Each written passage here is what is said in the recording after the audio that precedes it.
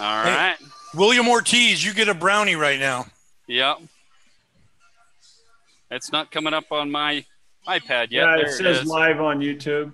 Okay. That's live, but I don't see it yet. It's in there. We're there. We're there. Trust me, I we're know there. we are. I'm doing something really quick. Oh, there we go. There we go. Hey, everybody. Sean Dotson here with The Flip Side, and welcome to the After Hours Party, the North versus South throwdown that apparently Kpro is now going to be the big Don King promoter of all of our shows in the future now, apparently. Because this has turned into an innocent, after hours party with a topic, and now it's turned into a complete slugfest, apparently. I don't know. Innocent? It's going to be a complete north-south battle. So what we've got to my right, your left, I don't know. We've got Kpro and we've got Rick McDonald, who are representing the South. And then we have to my left, we have DeCall Thomas and our great friend Cynthia Meachum, who is going to be representing the North. And, of course, in the middle, we have Switzerland. We don't talk about our search state. So it's a state of confusion. So we're in the middle. We have no idea where to go. We're hoping we can find the right trail tonight. But everybody, just once again want to tell you this is your favorite non-PC beer drinking, thrill of the chase talking show. And tonight I am at the Three Rivers Brewery tap room tonight, which is actually, if you don't know, Three Rivers owns an entire block in Farmington, New Mexico. So I'm actually next door to the brew distillery, actually in the tap room. And tonight I'm once again drinking an Arroyo Amber. So I thought I'd give you guys a little bit of a different background here behind me. So that's where I'm at tonight. So we're going to get right into this. And I want to give Kpro just a few minutes to give everybody an update on the fundraising efforts for our good friend Jay Diggins. So Kpro, if you want to go ahead and give us a quick update. Yeah, so I wanted to just tell you very briefly, the donations are at $19,250. Wow, that's great. Two of the major updates, though, is one, Forrest has put out a $10,000 challenge, and it started at $16,250 some odd dollars. If it gets to $26,000, whatever the change is, he will write a $10,000 check. So we want him to write that $10,000 check. So please consider maybe an extra donation. If you haven't donated yet, please do. The second is, and actually I'm going to let Cynthia talk about the illustrations, the gypsy illustration. But no, a few more items came in. I'm going to get those up and all of that updated. But the drawing is at Collective Works on the 6th at 2 p.m. A couple of Facebookers said, I got my tickets. I'm going to Collective Works. They meant they got their airline tickets. There is no tickets to buy. Just show up. You probably should show up early. I've already heard from probably 50 searchers that they're coming. If you've been in the bookstore, you know that's not going to fit a lot of people. But it's going to be first come, first serve. And then I'll let Cynthia talk about the two after party and then the breakfast party. So Cynthia, over to you. Okay, so we had changed the after drawing party to the Thunderbird bar overlooking the plaza. When I called them yesterday to make reservations, the guy told me they had a kitchen fire on Sunday and it would be closed probably for almost a month. So he did not want to guarantee us a place there. So assuming that is not open for us to use, I think what we'll probably do is go to the Blue Corn, which is catty corner from the bookstore. It's not real big there, but there is a separate bar area. And then I think one or two dining areas, or the other option would be, depending on where people stay, the Blue Corn on Cerrillos Road is much bigger, but that means everybody has to drive then. And I'd really rather have it a place where everybody can walk over and not have to drink and drive. So we'll have to sort of play that by ear. And then the Friday morning brunch, I talked to the lady who owns the Tsuki Village Market. I told her there was going to be a group of 25 of us coming in Friday morning. She was so great. She said she'd work with us. She wondered if we were going to order off the menu, the breakfast menu, and I said yes. She wondered if she could put it on one check, and I said only if Forrest shows up and pays for it. I don't think Forrest is really planning on doing that. So everyone who would, I actually asked her if we could do separate checks, and she said she'd have plenty of servers working that morning to accommodate us. So that sounds really good. I've reserved 25 seats, but their porch is really big. I think we'll have the whole porch. So they can set up more tables if we need it. So that should go really well. And currently we have 20, a little over 20, I think 21 that have RSVP'd for the breakfast. Okay. So. And then did you want to talk about the illustration, gypsy illustration? No, not really. Okay. Yeah. Do you want me to? Yeah. Okay. So the highest bid is standing still at 3,100. That I believe it ends on Wednesday, the 29th, a week from the night. And the way it works is all on my blog. I don't want to go through it all here, but anyway, Forrest did find the drawing finally. He gave me the dimensions. I believe it's 8¼ by 12 inches. And he also said he would put a certificate of authenticity with it, whoever wins it, so Very that they cool. can sell it immediately on eBay and probably make 10 times as much money. So anyway, my blog page is up to date. So that's where it's at. Very cool. Yeah, that's awesome. So I just want to, first of all, we all know today is August 22nd, and we know what day that is, right? It's Forrest Fenn's birthday, right? Yeah. Why don't we all, if Forrest Fenn is watching this, why don't we all give him a rendition of Happy Birthday? So we'll start it up. Birthday to you.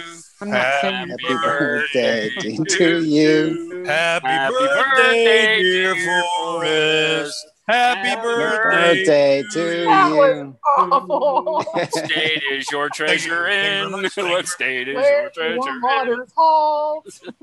I was trying to talk Cynthia Meachum into doing Happy Birthday, Mr. President, but she didn't want to do that. that would be horrible. So go around the room real quick to call. What are you having to drink tonight? The usual Diet Coke, but I changed it up with a little In-N-Out burger cup. It's good.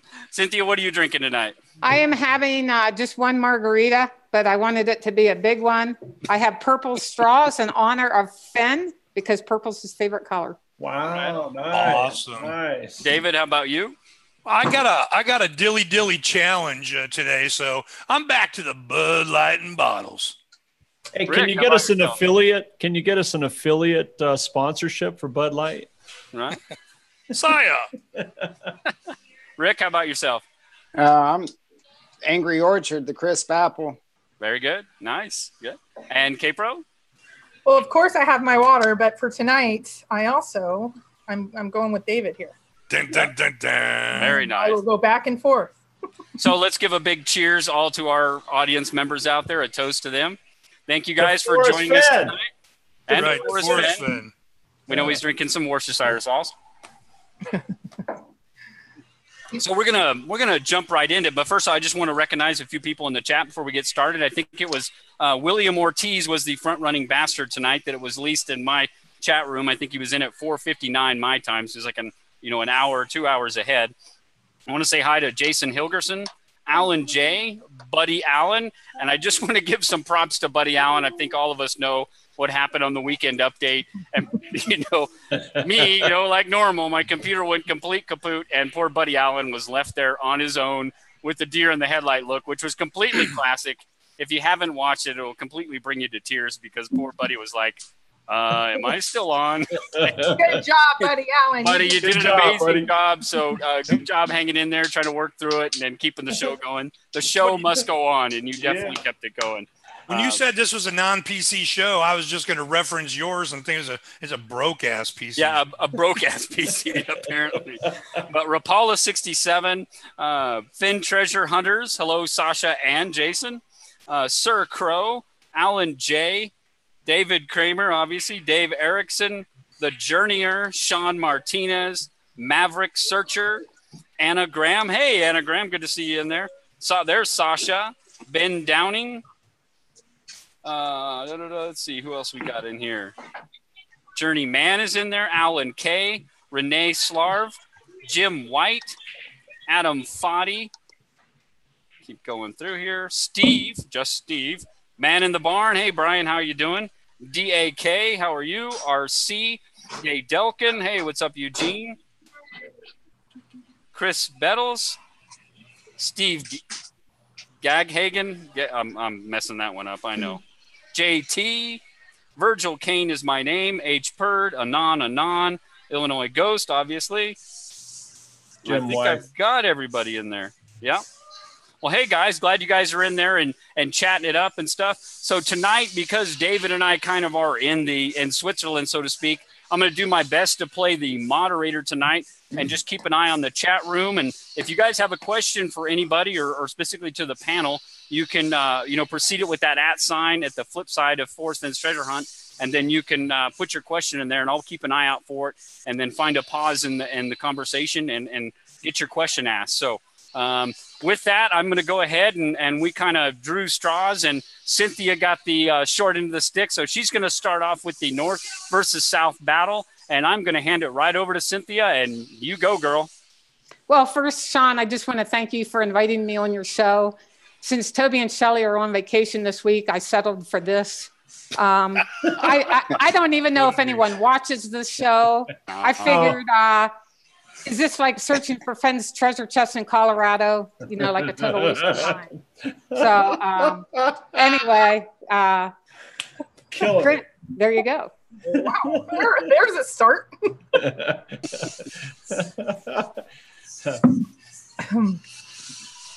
Well, you got something? Okay.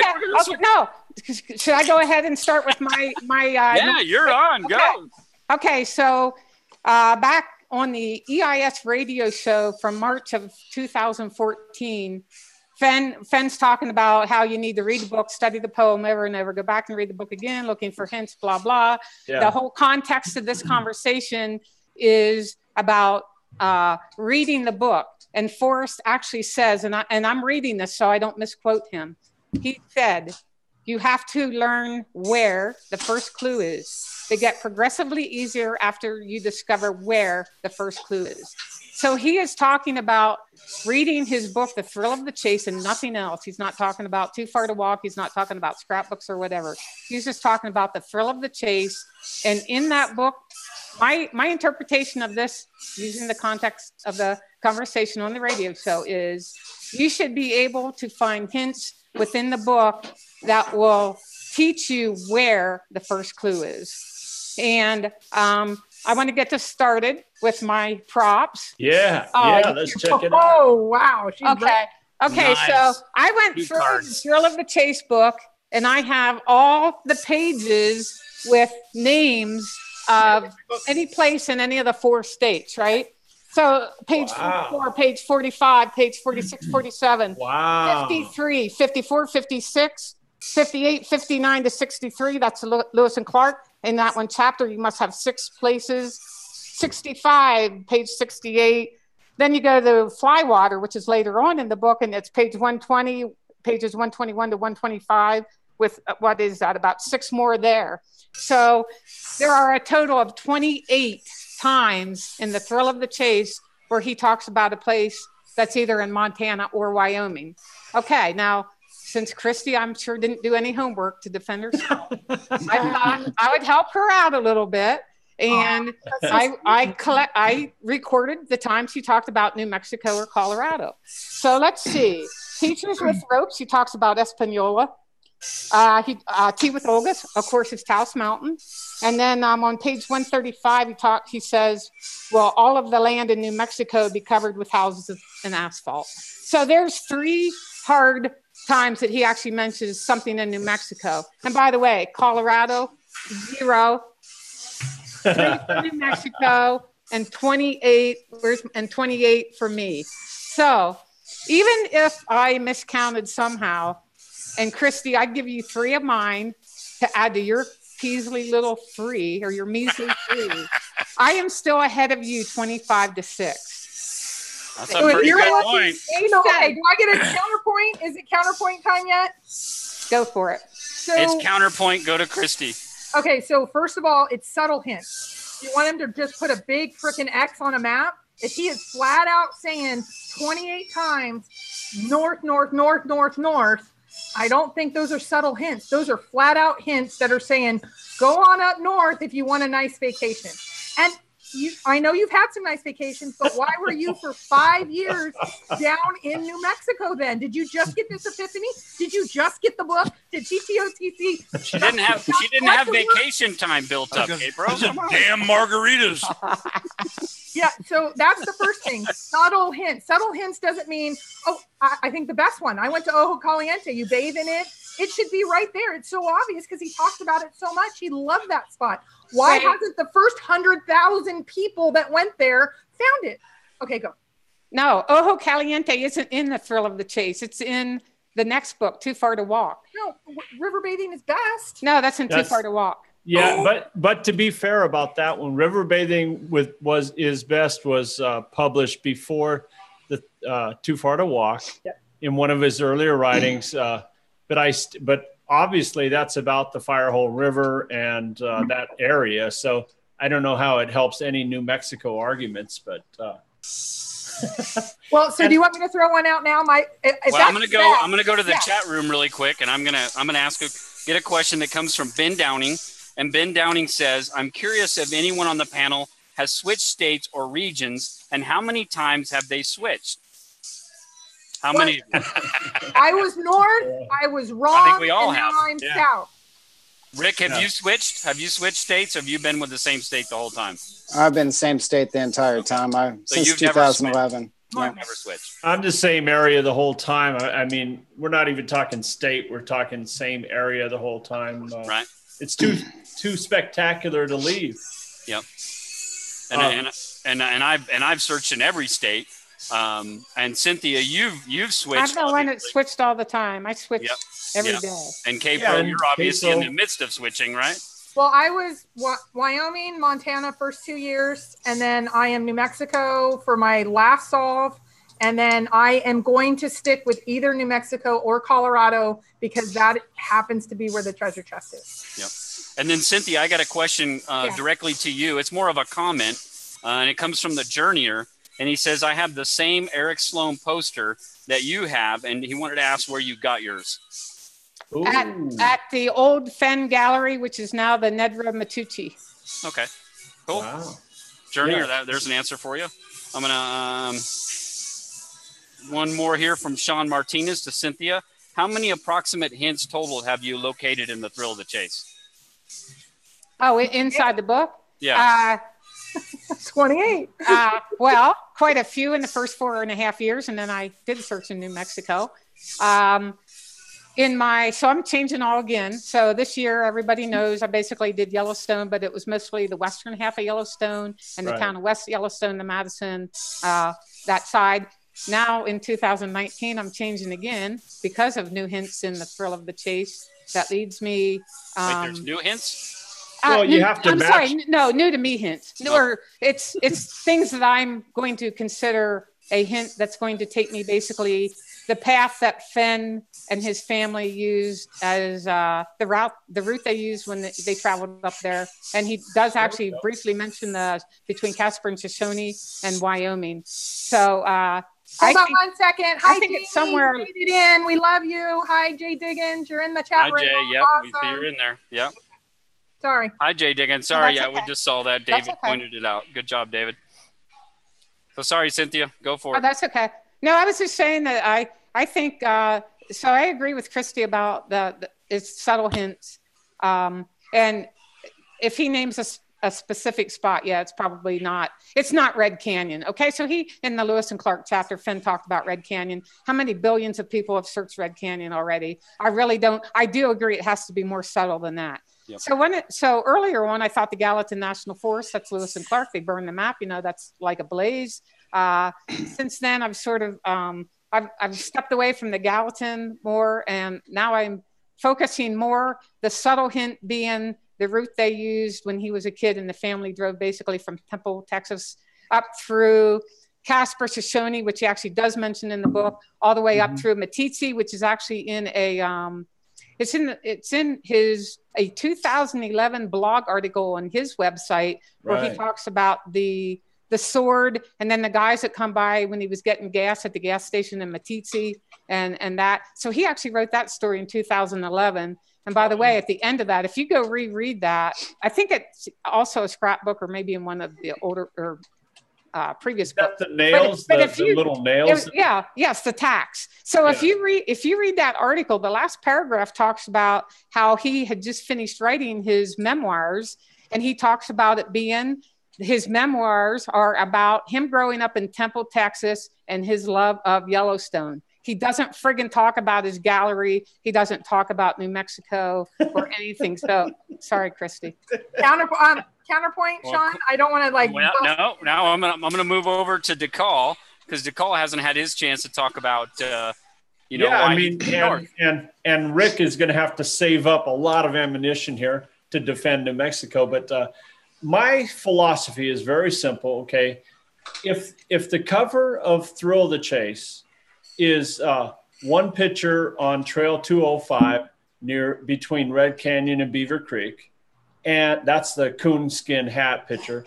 Okay, and then 40 miles away, that's about exactly 40 miles away to the water boy picture. Okay, 2 out of the 3 pictures on the cover are basically one's in Montana, one's in Wyoming, and then the other book that's purported to be either Madison Junction or somewhere between Madison Junction and is it? It's Barnes Hole. Barnes Hole, yeah. So it's not the fact that he put those on the cover, but it's the idea. Okay, he's proclaiming and broadcasting that area, not just in the cover, but in a majority of the stories, like Cynthia pointed out. So my main argument is, we don't start where we think it is. We start in the dominant places that Fenn is pointing out. Okay, so if he's making a serious effort to point these things out to us, then we have to eliminate them. It's fine to go to New Mexico, but first we must eliminate what Fenn is pointing to. Now, I'm not so dumb to start in Red's Canyon. I simply follow the interpretation of warm water salt down, which obviously follows water. Okay, I get past all my clues, and then the one point in my solve where I had to turn left or right, I go ahead and head to the right from Beaver Creek towards Red Canyon because I know Lewis and Clark must have taken place somewhere over there. So I simply point towards everything Fenn talked about rather than pointing to some clever idea in New Mexico, Colorado, or other oddball area that's never talked about. That's my core philosophy. I've said it before, but I don't see how anyone can argue that. Even though some people want to talk about inside information or reasonable, there's plenty of people that think it must be in Colorado since like M. Davis last week. It must be in Colorado for various reasons, one of which might be that it's not talked about. And that's better than what is talked about. I don't understand why that's better than what is talked about. Fenn is trying to tell a story. When the final press conference arrives and we're listening to Fenn explain anything about it, it's going to have to be related to Thrill of the Chase in some way. Otherwise, it's all a waste of effort. That's. I mean, I could go on for another hour, but let's keep it balanced here. All right, counterpoint, Rick. I know you're a New Mexico guy, so you haven't had a chance to speak. Yeah, and then after Rick, we'll give David a chance to throw some words in here. But Rick, what's your counterpoint? First off, thanks for getting me into this. Oh yeah, you're awesome. You're welcome. Actually, the way I see it is Fenn's a master illusionist. I think it's all misdirection. I think when you guys are reading the Yellowstone stories, you're seeing what he wants you to see. But I believe that's a mirrored image of what he's really trying to point you in the direction to. That's my entire solve. I don't search the same way everybody else does. And I can't come out and say how I'm searching, but I've been in New Mexico since 2011. I'll never leave it. I'm dead set on it. And one thing, there's other reasons. It's like, it was hidden in around 2010 is the estimated time, approximately. And that's when Thrill of the Chase come out. He was 79 or 80 years old, he says, when he hit it. So I can't see him leaving Peggy alone very long to go off to Wyoming or anything like that without the family knowing. You know, how would the family not know that he's been gone or remember him and Peggy going on a trip up to Montana or Wyoming? And then one of the other things is, you know, like on page 133, you know, 133 has the map of New Mexico, you know, and that's right there with the poem. But I'll let somebody else go for a minute. David, you got anything to throw out there? Or? Yeah, it's tough being Swiss, man. I'll tell you what, I'm sitting here, I'm wanting to throw in some punches and get some headlocks going on. Come on, like, David. no, can't do it. Idaho. I don't know. Idaho. Come on, you wuss. That's right. Well, here's another thing. on, Keep you in mind. Honey, Utah say has hi to her. Come Yeah, here. who'd you call wuss? Your wife came in there. Yeah, she's going to show you. Hi. There you go. Oh, how We like sweet. you. Yeah. Nice. You know, Finn has a hard time getting out of the house without anybody even like, you know, everybody posts everything that he does anymore. So since 2010, how many times have you heard of Finn attending an event or leaving the state of New Mexico? You know, that's just since he was 80. He wears an ankle bracelet.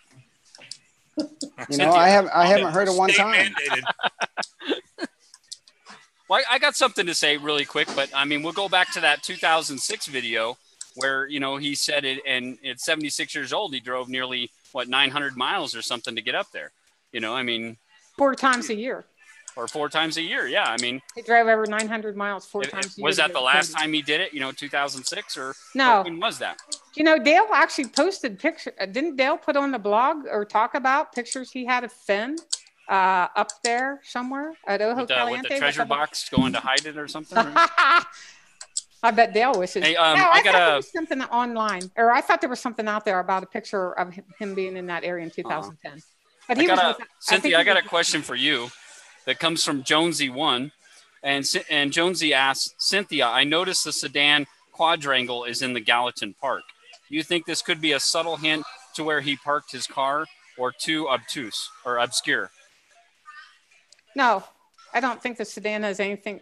I think she's referring to the Mysterious Writings Q&A, right? Where he answered about driving a sedan.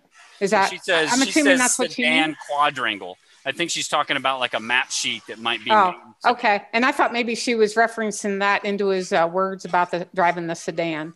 Well, she might be able to clarify later in the chat. No, it might be, but not. I don't use that. Yeah.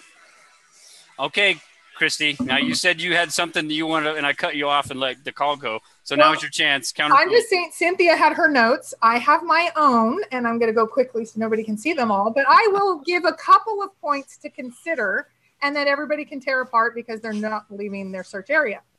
But the first one is, his heart might be in Yellowstone. We know that quote, but where has he lived for decades? And would he really be that far from his special place for the last several decades? We know he's owned condos in Boulder, but did you know that he's also owned land near Colorado Springs? All 7 of his grandchildren were born in Santa Fe. And we know, someone brought it up, I think it was Rick, he doesn't like to be away from his family, especially now. Do you think during his final years, he's not going to be anywhere near his special spot? The Eric Sloan, that is where his stomping ground was, in the South. And we know they were probably a pair to draw from. The largest Indian ruin in the world was excavated, which he wrote about in the South. And if you go, he talked about the Library of Congress and saying, put your book there. He has that audio, and the audio talks about him looking for arrowheads, and it all about being in the South, in my opinion. And then, of course, I want to throw out a few people like, Mike Calazar, he's going to be searching his first boots on the ground in New Mexico, but Toby, Shelley, the Fenn treasure hunter, Sasha, Illinois Ghost, I already had you on before I knew, they're all in the South. And Cynthia has gotten something in the water and just moved, but we'll move her back down. But those are just a couple of things. And here's a question I have for Cynthia. Are you, and you got to be honest, are you going to do any searching in the South during the off season? Cynthia? Can I go now? Not by myself. This is not Toby's show. You can interrupt anytime you like. Okay. Okay. So I want to address some of the things that Kpro just brought up. And she basically was saying about the love of arrowheads or artifacts or whatever. And I totally believe this is who Fenn. Bye, Sean. Don't worry, Okay. just keep going. Do we keep going? Yeah, keep going. So anyway, so I agree that his collecting artifacts or arrowheads is probably how he found his special place. I have a quick question for everybody. Is everyone in agreement that he already had found his special place by the time he got cancer in 1988? Yes. Because he has said this many times, right? So we all are in agreement that What, whatever before the or special after place that? is. Now he says it's the same place he was going to die when he had cancer. Oh yeah, I thought you Okay, meant so- when did he pick the place? Yeah, no, Yeah. but so anything after 1988 that he would talk about that we haven't already heard of is basically not going to be the special spot, right? We all agree he already had identified it by 1988. Right. Okay, so I mean, I thought most searchers do that have really been into this for a while. So one of the other things I wanted to bring up is on Mysterious Writings years ago, he said, the clues did not exist when I was a kid, but most of the places the clues refer to did. He said, when I was a kid. He was not in New Mexico when he was a kid. He barely probably drove through New Mexico Colorado. existed though when he was a kid. Yeah, I but don't he's, know if how, anybody- does he know the clues existed when he was a kid if The he wasn't a internet. kid? Yeah, but how So- can they be a clue if he hadn't written them yet? Well, he says, exactly. He says the clues are not, but the places. Right. He could The look at places it. existed. Of course they He existed. did. Of So course no, they existed. I think right there that tells you it's not in New Mexico and probably not Colorado. Although at least as the family drove up to West Yellowstone, they did go through through Denver. I mean, he wrote that and answered that in Mysterious Writings not real long ago about the route the route they used, because he talked about stopping in Denver and going to Montgomery Wards, right, or something weird like that. Yeah. So I mean, we all do know that from Temple, Texas. I don't know how they cut over to what eventually became I-25, but they would have cut across either the very northeast section of New Mexico, or they cut up through Oklahoma and into Colorado and up. So that's another reason when I started thinking about this, when I had to look for a new area because I was out of places in New Mexico, I started really thinking about what that quote really says. And it's like, you know what? Depending on how you interpret that, he was never in New Mexico as a kid. Yeah, I mean, there's nothing that confirms anything to everybody in the game. Really, you can be in any of the 4 states. You may be correct. It's not like I want to be devil's advocate right now, but I don't think anyone is addressing the real point is his books. I mean, so there's 2 camps here. One camp says everything that he published is off limits. We shouldn't trust it. We shouldn't follow what he's saying because it's not really subterfuge, but it's magic. You know, it's it's a little bit of distraction for the reality that it's in New Mexico and not in Wyoming, Montana. And then there's the other camp that says, no, we have to look at this straightforward first before we go exploring all those other ideas and options. And strangely enough, I think a lot of the alpha personalities tend to be in the southern states. A lot of the more easygoing personalities are in the northern states. I don't know what that means, but I think it's odd. You know, I mean. Yeah, Rick is really dominating this conversation. He's pretty alpha. I was going to say Rick is a definite exception to the rule. I don't know. I think it's personality, the way people choose their north and south. It's not really logic. It's a lot more about personality. You know, most people that choose New Mexico talk about convenience. Now, I'm sure that Fenn had his place, and it was sentimental for whatever reason, and he made it clear that he didn't want to talk about how old he was when he discovered that place, because that would be too revealing. So Obviously, if it was in his more adult years, that would point more to the southern states, you know. Well, that was odd. I think we're all having fun, and because Hey, I'm going to refuel. And this is just a fun conversation to say. I don't want to say, in my opinion, 1,000 times, and I also don't want to say, hey, somebody from the north might get it tomorrow. But as of right now, because of all the things I said that nobody put any counterpoints on, it's obvious to me that it's somewhere down south. And I'm not talking just New Mexico. I'm talking New Mexico, Colorado. Can I talk again? Yeah. Let's kick some ass. Okay. Okay. So Fenn basically bought his first airplane in the early 70s or mid 70s, and there's a quote somewhere where he used to fly it to Montana and Wyoming. He wrote a story about going to Lander, but I mean that's not in the Thrill of the Chase. That's later on, and so I think a lot of us are in agreement that he was definitely into artifacts and anthropology and whatever. So Christy, pay attention here. All right. So regarding Wyoming, do you know how many these little towns, Du Bois, he even talked about the museum in Pinedale, and these little towns, almost all like Lander, and I'm not sure about Riverton, and definitely Cody, of course, that's the big one. Right. Fenn is on, he participates in quite a few of those different museums. And the Fenn cache, which is, so I found a article. Who owns the Fenn cache? Where is the person that owns the Fenn cache? So it said, so the guy that wrote the book about the Fenn cache, so he said in 1988, 56 flake stone artifacts attached to a large wood frame with heavy copper wire were acquired by Forrest Fenn in Santa Fe, New Mexico. The guy that wrote the book, the Fenn cache, he wrote this in 1999, I guess. His name is George Friesen, and he is part of the University of Wyoming in Laramie.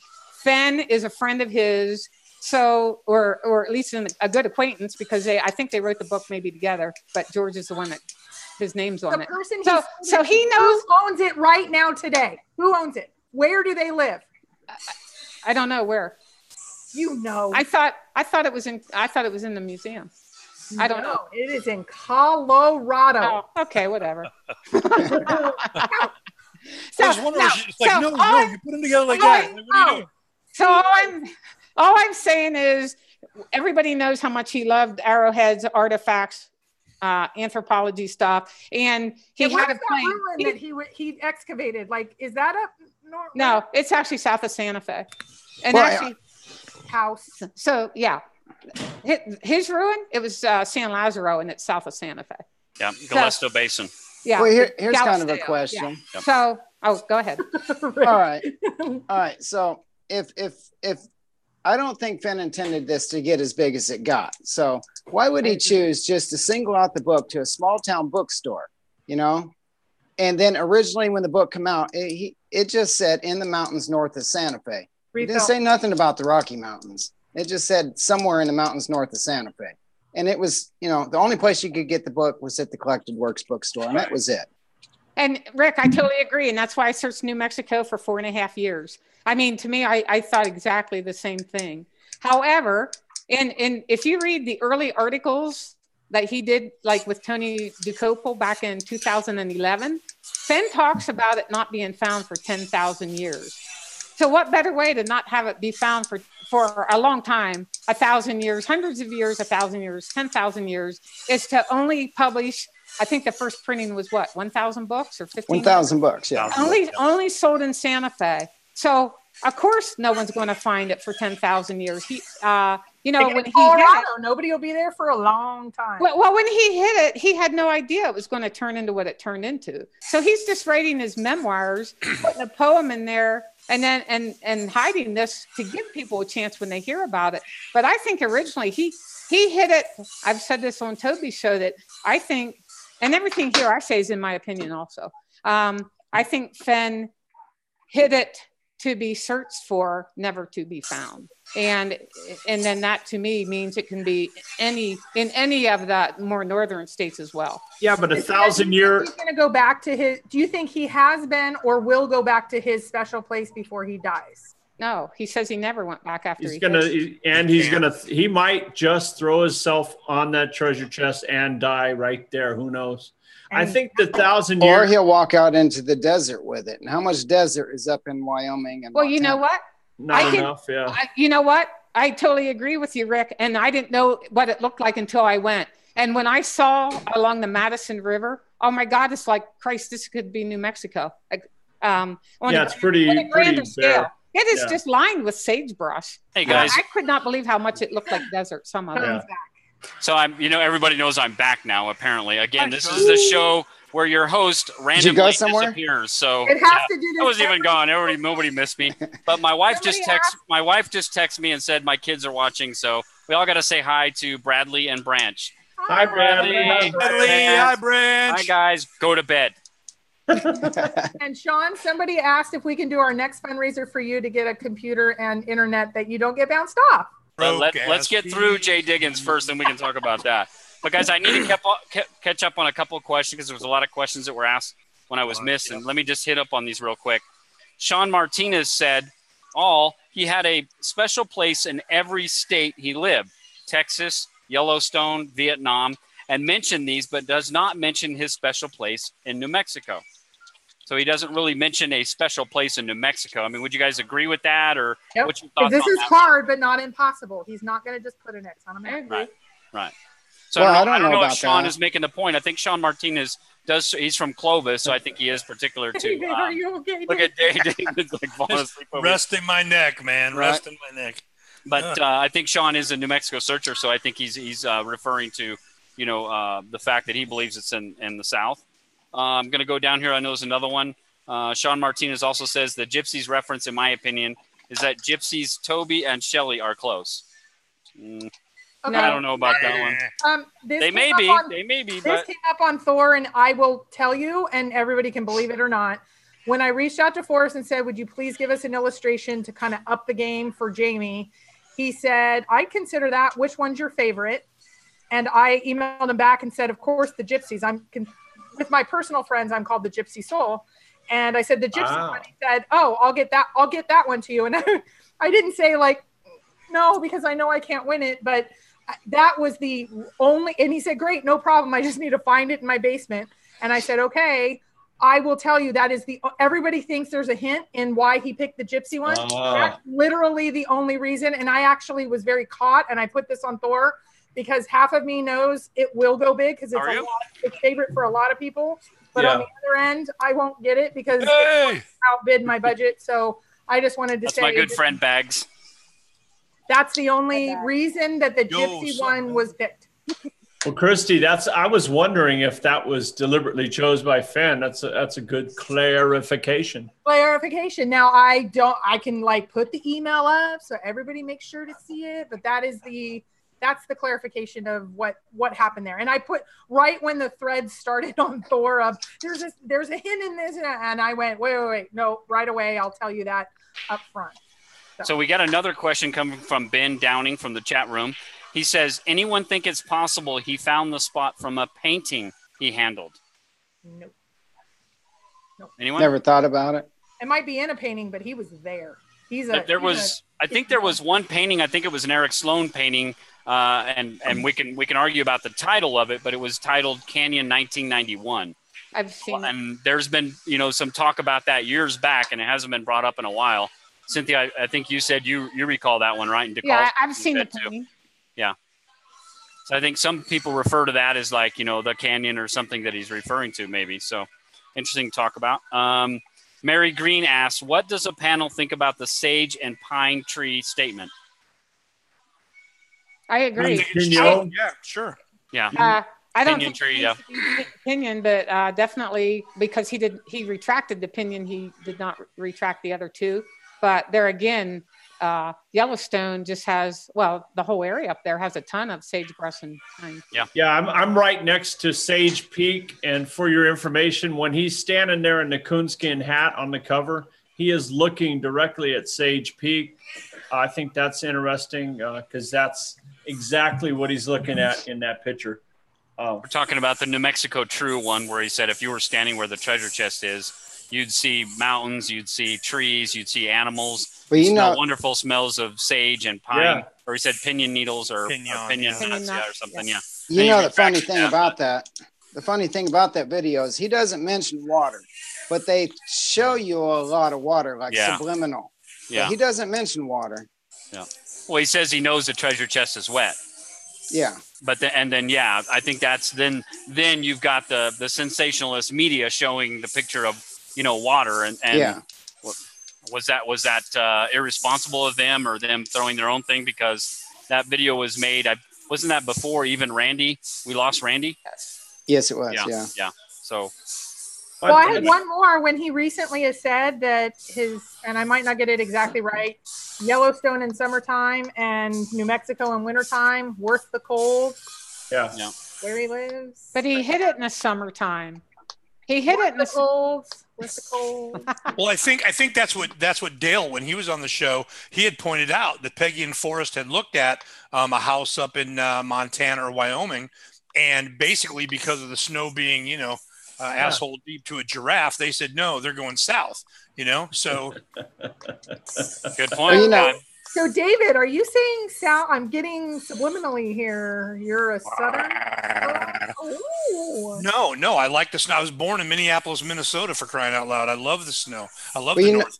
I spent 12 grand searching in Yellowstone. Ever before. I haven't heard that quote. Oh, that chick must have been as high as giraffe's ass. That's what they say down here, Well, I know Forrest has said that his heart. Forrest has said that his heart's in Yellowstone. And you got family memories like that. With your mother, your father. You're going to care a lot about that. I don't care where his heart is. I care where the end of his rainbow and the treasure is. Well, home is where the heart is. He's got plenty of money. He can live anywhere he wants, but he chooses to live in Santa Fe. He can live anywhere he wants. Look. He's not going to be away from his special place for decades. Even if he can jump on a plane with Shiloh, I don't think he would want to be that far away from it. Even though he said he hasn't been there, where's his special spot? Think about Eric Sloan. Think about all of the memories of the 7 grandkids. He has all of his life down in New Mexico. And so when you got that many kids and grandkids, you probably want to get away from them to your special place once in a while. Yeah, you're talking about the guy that will not leave. That's why he's got an 8-foot gate or fence all the way around his house to keep them all that's out. Because of the 1%ers. Those. Yeah. So Kpro. So in that 2006 video that came out that he did at the Buffalo Bill Museum in Cody, he talked about going up there 4 times a year, but he didn't say that every trip he took his family. And he said, I just drove 921 miles or whatever, like yesterday. Yeah. I'm pretty sure that when Peggy went with him, they did not drive it straight through, that they actually, they did it in 2 days.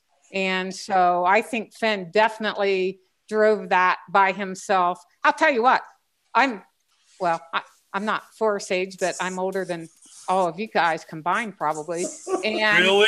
When I drive, you're 29. We know. When I drive to West Yellowstone, it's slightly over 900 miles, and if I'm coming from Cody down through Wyoming and home, it's almost the same. And I drive it straight through, and it is a piece of cake.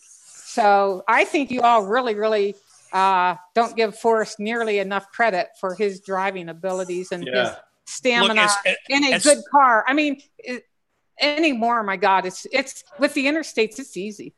Well, look, that's the first thing that I told Sean after I heard that almost 900-mile comment was, everybody's talking about 900 miles straight line, pew, and everybody's forgetting about a round trip. Yeah, but after you put the chest down, and I argue about the walking part too. If he was willing to die there, he could care less if he finishes at 9 o'clock at night. He says it was relatively easy, but he don't care about the trip home. He don't care about the walk out. He's willing to die anyway, so he might just lay out there on any old log, until he gets home. Who cares? Now I see a question in here, or I think it's more of a statement from Journeyman. And Journeyman says, has anybody moved to a state where they did not know a soul with your entire life and family, to include 2 small kids, in a truck and start a business without a special place to go for sanity? And I think he's referring to the fact that, here's Forrest Fenn retiring from the Air Force. He goes to a state that he has no other family in, that he doesn't know anybody, and he goes there with his 2 kids and family to start a business. When I left the military after nearly 15 years, I went back to the state that I had friends and family and roots in order to reestablish myself. So I think Journeyman makes a good point here, in the fact that if his heart really was in Yellowstone or in that area, why didn't he move up there? And I think Dale answered that question. I don't necessarily wholeheartedly agree with his answer about, snow being that tall and he wouldn't want to live there. But he said he had to make a living. You can't. There's no place up there that you can make a living all year round. It's so seasonal. So he needed art. I don't think you could probably even make much of a living in Cody, at least not the kind of living he ended up making. Once he made it, once 10, 20 years in, once he made it, he could have moved. Sure, I think he could. How many millions do you need before you say, that's enough, let me go back to where the love is, the special place? No, let's talk about the special place in it. If you grew up in Temple, Texas, and that was the place that you grew up and you had so many memories with, and you're close to your family, especially your father and your mother, why would you move all the way to Santa Fe? Did he have some affinity for that area? Not only for a living, and I get what Cynthia American is saying. Indians is a huge thing. I will tell you. He spent time in Arizona and stuff, and he flew a lot of those canyons in that area. So yeah. My family is registered Cherokee Indian. I am not, but my family is, and my kids are registered quarter Cherokee. Thank you very much. And I can tell you that he is fascinated with talking about American Indians. And DeCall, your first Arrowhead, I remember he was so into wanting to know all about the story and all of that, if you recall. Yeah. Oh, yeah. I sent him a picture of Arrowhead scraper that I found. Beautiful thing. What I learned from Forrest was that this stone was much older. It's a much older class or style of, scraper point. That excites him. That is what he's so into. That has to be special to him. Yeah. Because the atlatl darts, they're much older than, say, American Indian points, Yeah, and I agree. That's all the stuff from the Fenn cache came from the Utah, Wyoming border.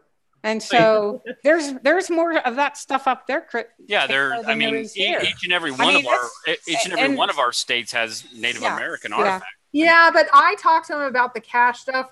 There's a PhD student that did a 500-page dissertation on the Fenn cache. I read the whole thing.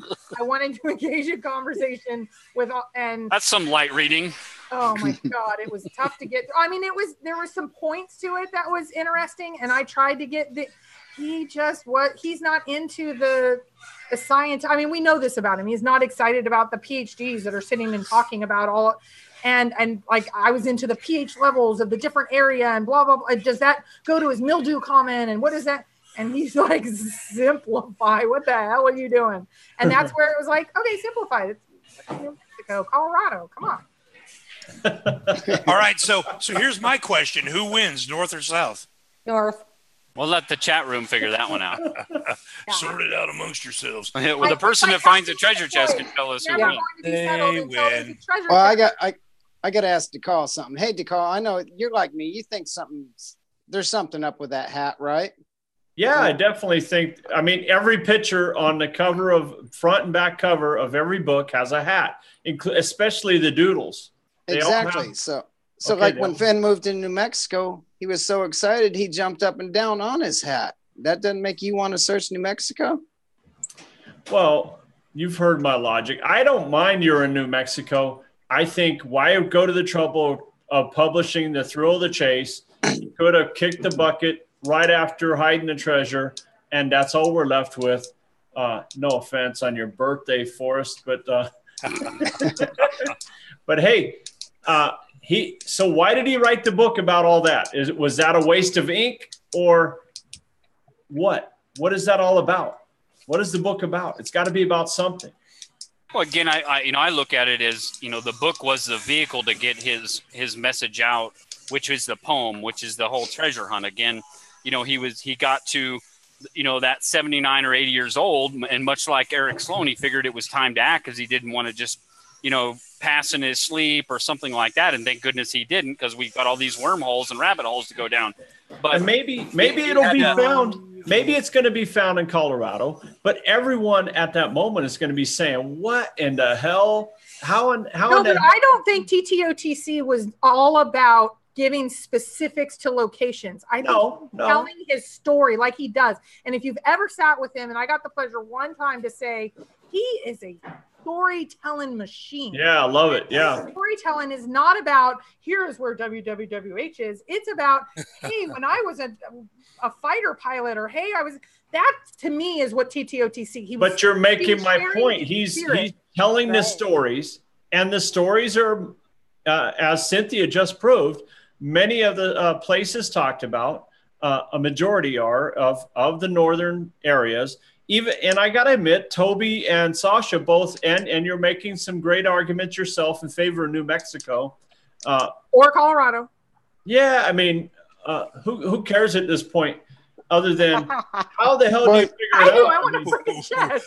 I know. There was almost a spit take there. I would have loved to Well, see that. like when he looked up his when he looked up his father's name, all that he found on Google was his father was buried in Lot 23. Yeah. All right, so Forrest wants to be remembered. So he wrote the book. He wrote his memoirs. Yeah. But what better way to get people to read the book than $1 million treasure? Right. But if the treasure's found in Colorado or New Mexico, they're going to say they might have some leverage there if it's found in New Mexico. But Colorado, the Canadian border, they're going to say, what has this got to do with anything? Well, he's on land there. He didn't only own those condos. He's on land there. Yeah, I'm familiar with it. Let me ask you guys the question. Where is the one place in the book that we know with 100% certainty that tells us where the treasure is? The poem in the poem. 166. 132.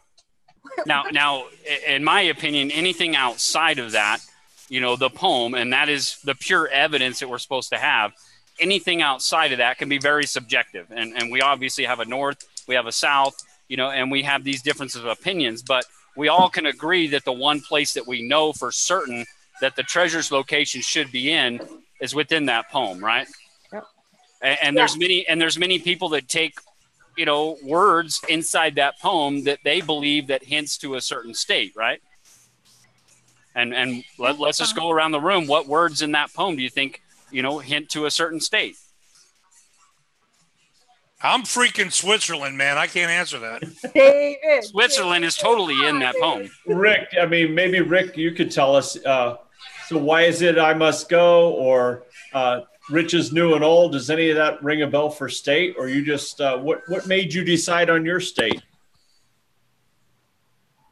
I can't say it. Oh, okay, it's fine. I can't say it. There you go. It's not the poem. This is what I want to segue into when we're done with this north-south. Well, you got to make a decision at some point and just pick a place. And you can pick multiple places. It doesn't matter what like state. Throwing darts. It is throwing darts. And I'm saying it's a lot more logical to pick some of the areas spoken about because that's the whole point of the book, is to introduce you to the life of Fenn. I personally believe it's near one of those areas. But fine, pick one in Colorado, pick one anywhere, and make it fit. The problem is you're going to find a spectacular list of evidences and matches anywhere you look. Yes, you will. Everyone I know that has a decent solve has a great list of spectacular things. Some people are in Hawaii. No, not everybody. You'll find spectacular matchups in Hawaii. Yep. It's not relative to anything. And they'll think that they're on a brilliant search. So people in Texas, they think they're brilliant. The guy that's San Lazaro, he thinks he's brilliant. I tend to think let's stick to the basic principles until it's proven otherwise. Well, Sean asked this question last time, and I don't want to be as cryptic now, but I think Cynthia will agree with me. So I want to put it out here. What is more important, where warm waters halt or what warm waters halt is? And I will say, I believe if you figured out what it is, there is not a billion of them, even though he has said there's a billion of them. There are. He said there are.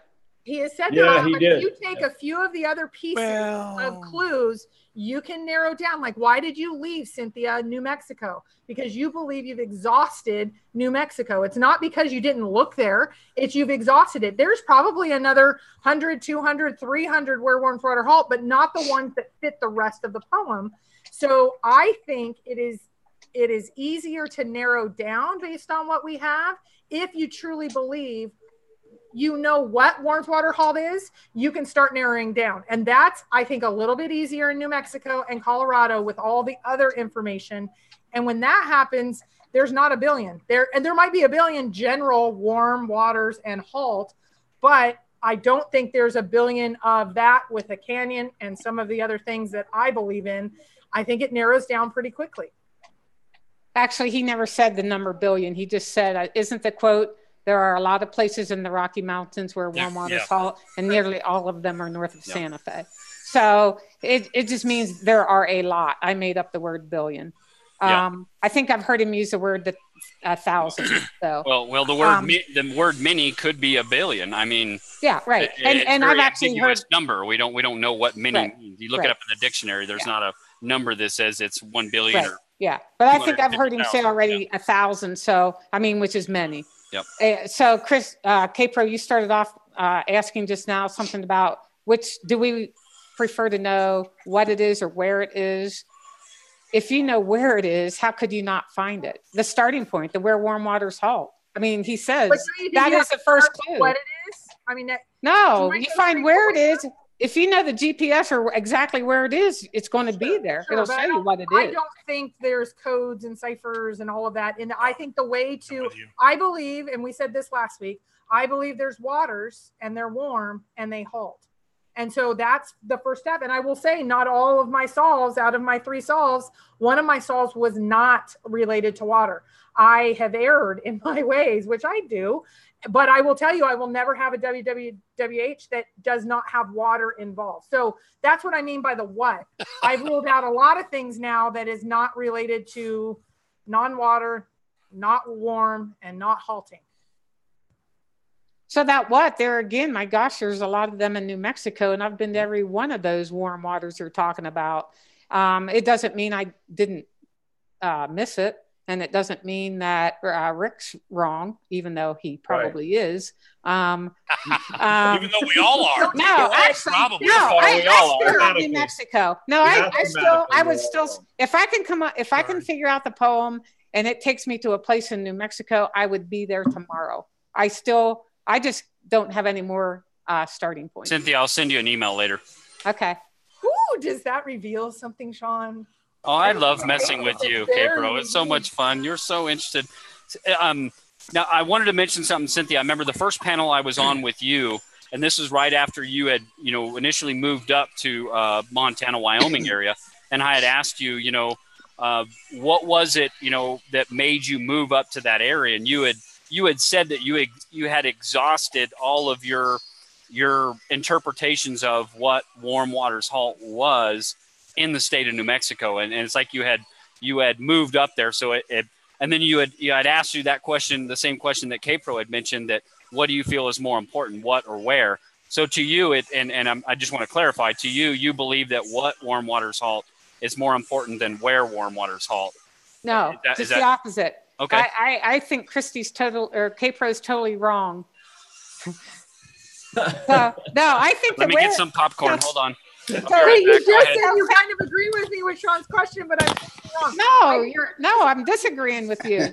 So Fenn said the first clue is begin at where warm waters halt. If you know the where, it seems to me that you're going to figure out the warm water. Why do they care about what? Let me ask you a question. I believe you're already so much into it. Sean, did you really go get popcorn?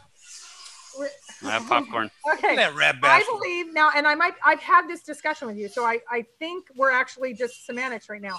I believe you know, in your opinion, what warm water's halt is. Yes. And you have said it is a thermal feature. Geothermal feature. So since you know that, now you can get to the where, but you needed to have the what beforehand. Yes, and that's when I. Yes, she said yes. That means she. But I'm not sure. Drink exactly. some margarita. I think there could be I several know, there's types. no drinking going on. Yeah, well, I think there can be several types of geothermal water, and also if I can come up with any other kind of an actual H2O that is warm, I would go with that too. Well, we can take multiple guesses and try to apply the poem to it. Why not? Well, I'm David, curious, open your Cynthia. mouth. David, open your mouth. I'm curious, Cynthia. Out of all your searches, you've done a lot. What was the one place that you filled? Man, I felt it was there, but I couldn't find it. What was the one place? It was at Santa Cruz Lake. It was because the La Caja ruins sit on one of the mesas overlooking Santa Cruz Lake. And this is just north of Santa Fe, not too far. So nice and close. I liked it because it's also known for fishing. I think the largest rainbow trout ever caught in New Mexico. The record was from the inlet there.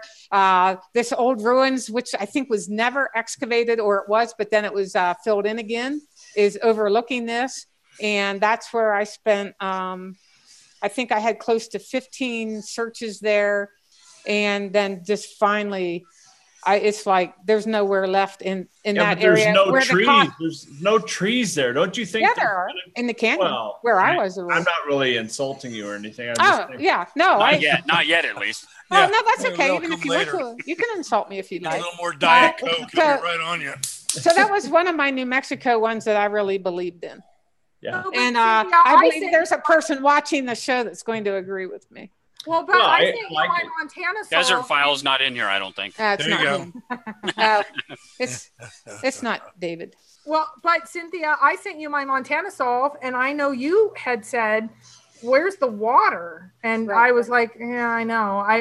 There's two fatal flaws in there, and that was one of them. I thought WWWH could be something different, but you have a strong feeling about what WWWH is. So I do think."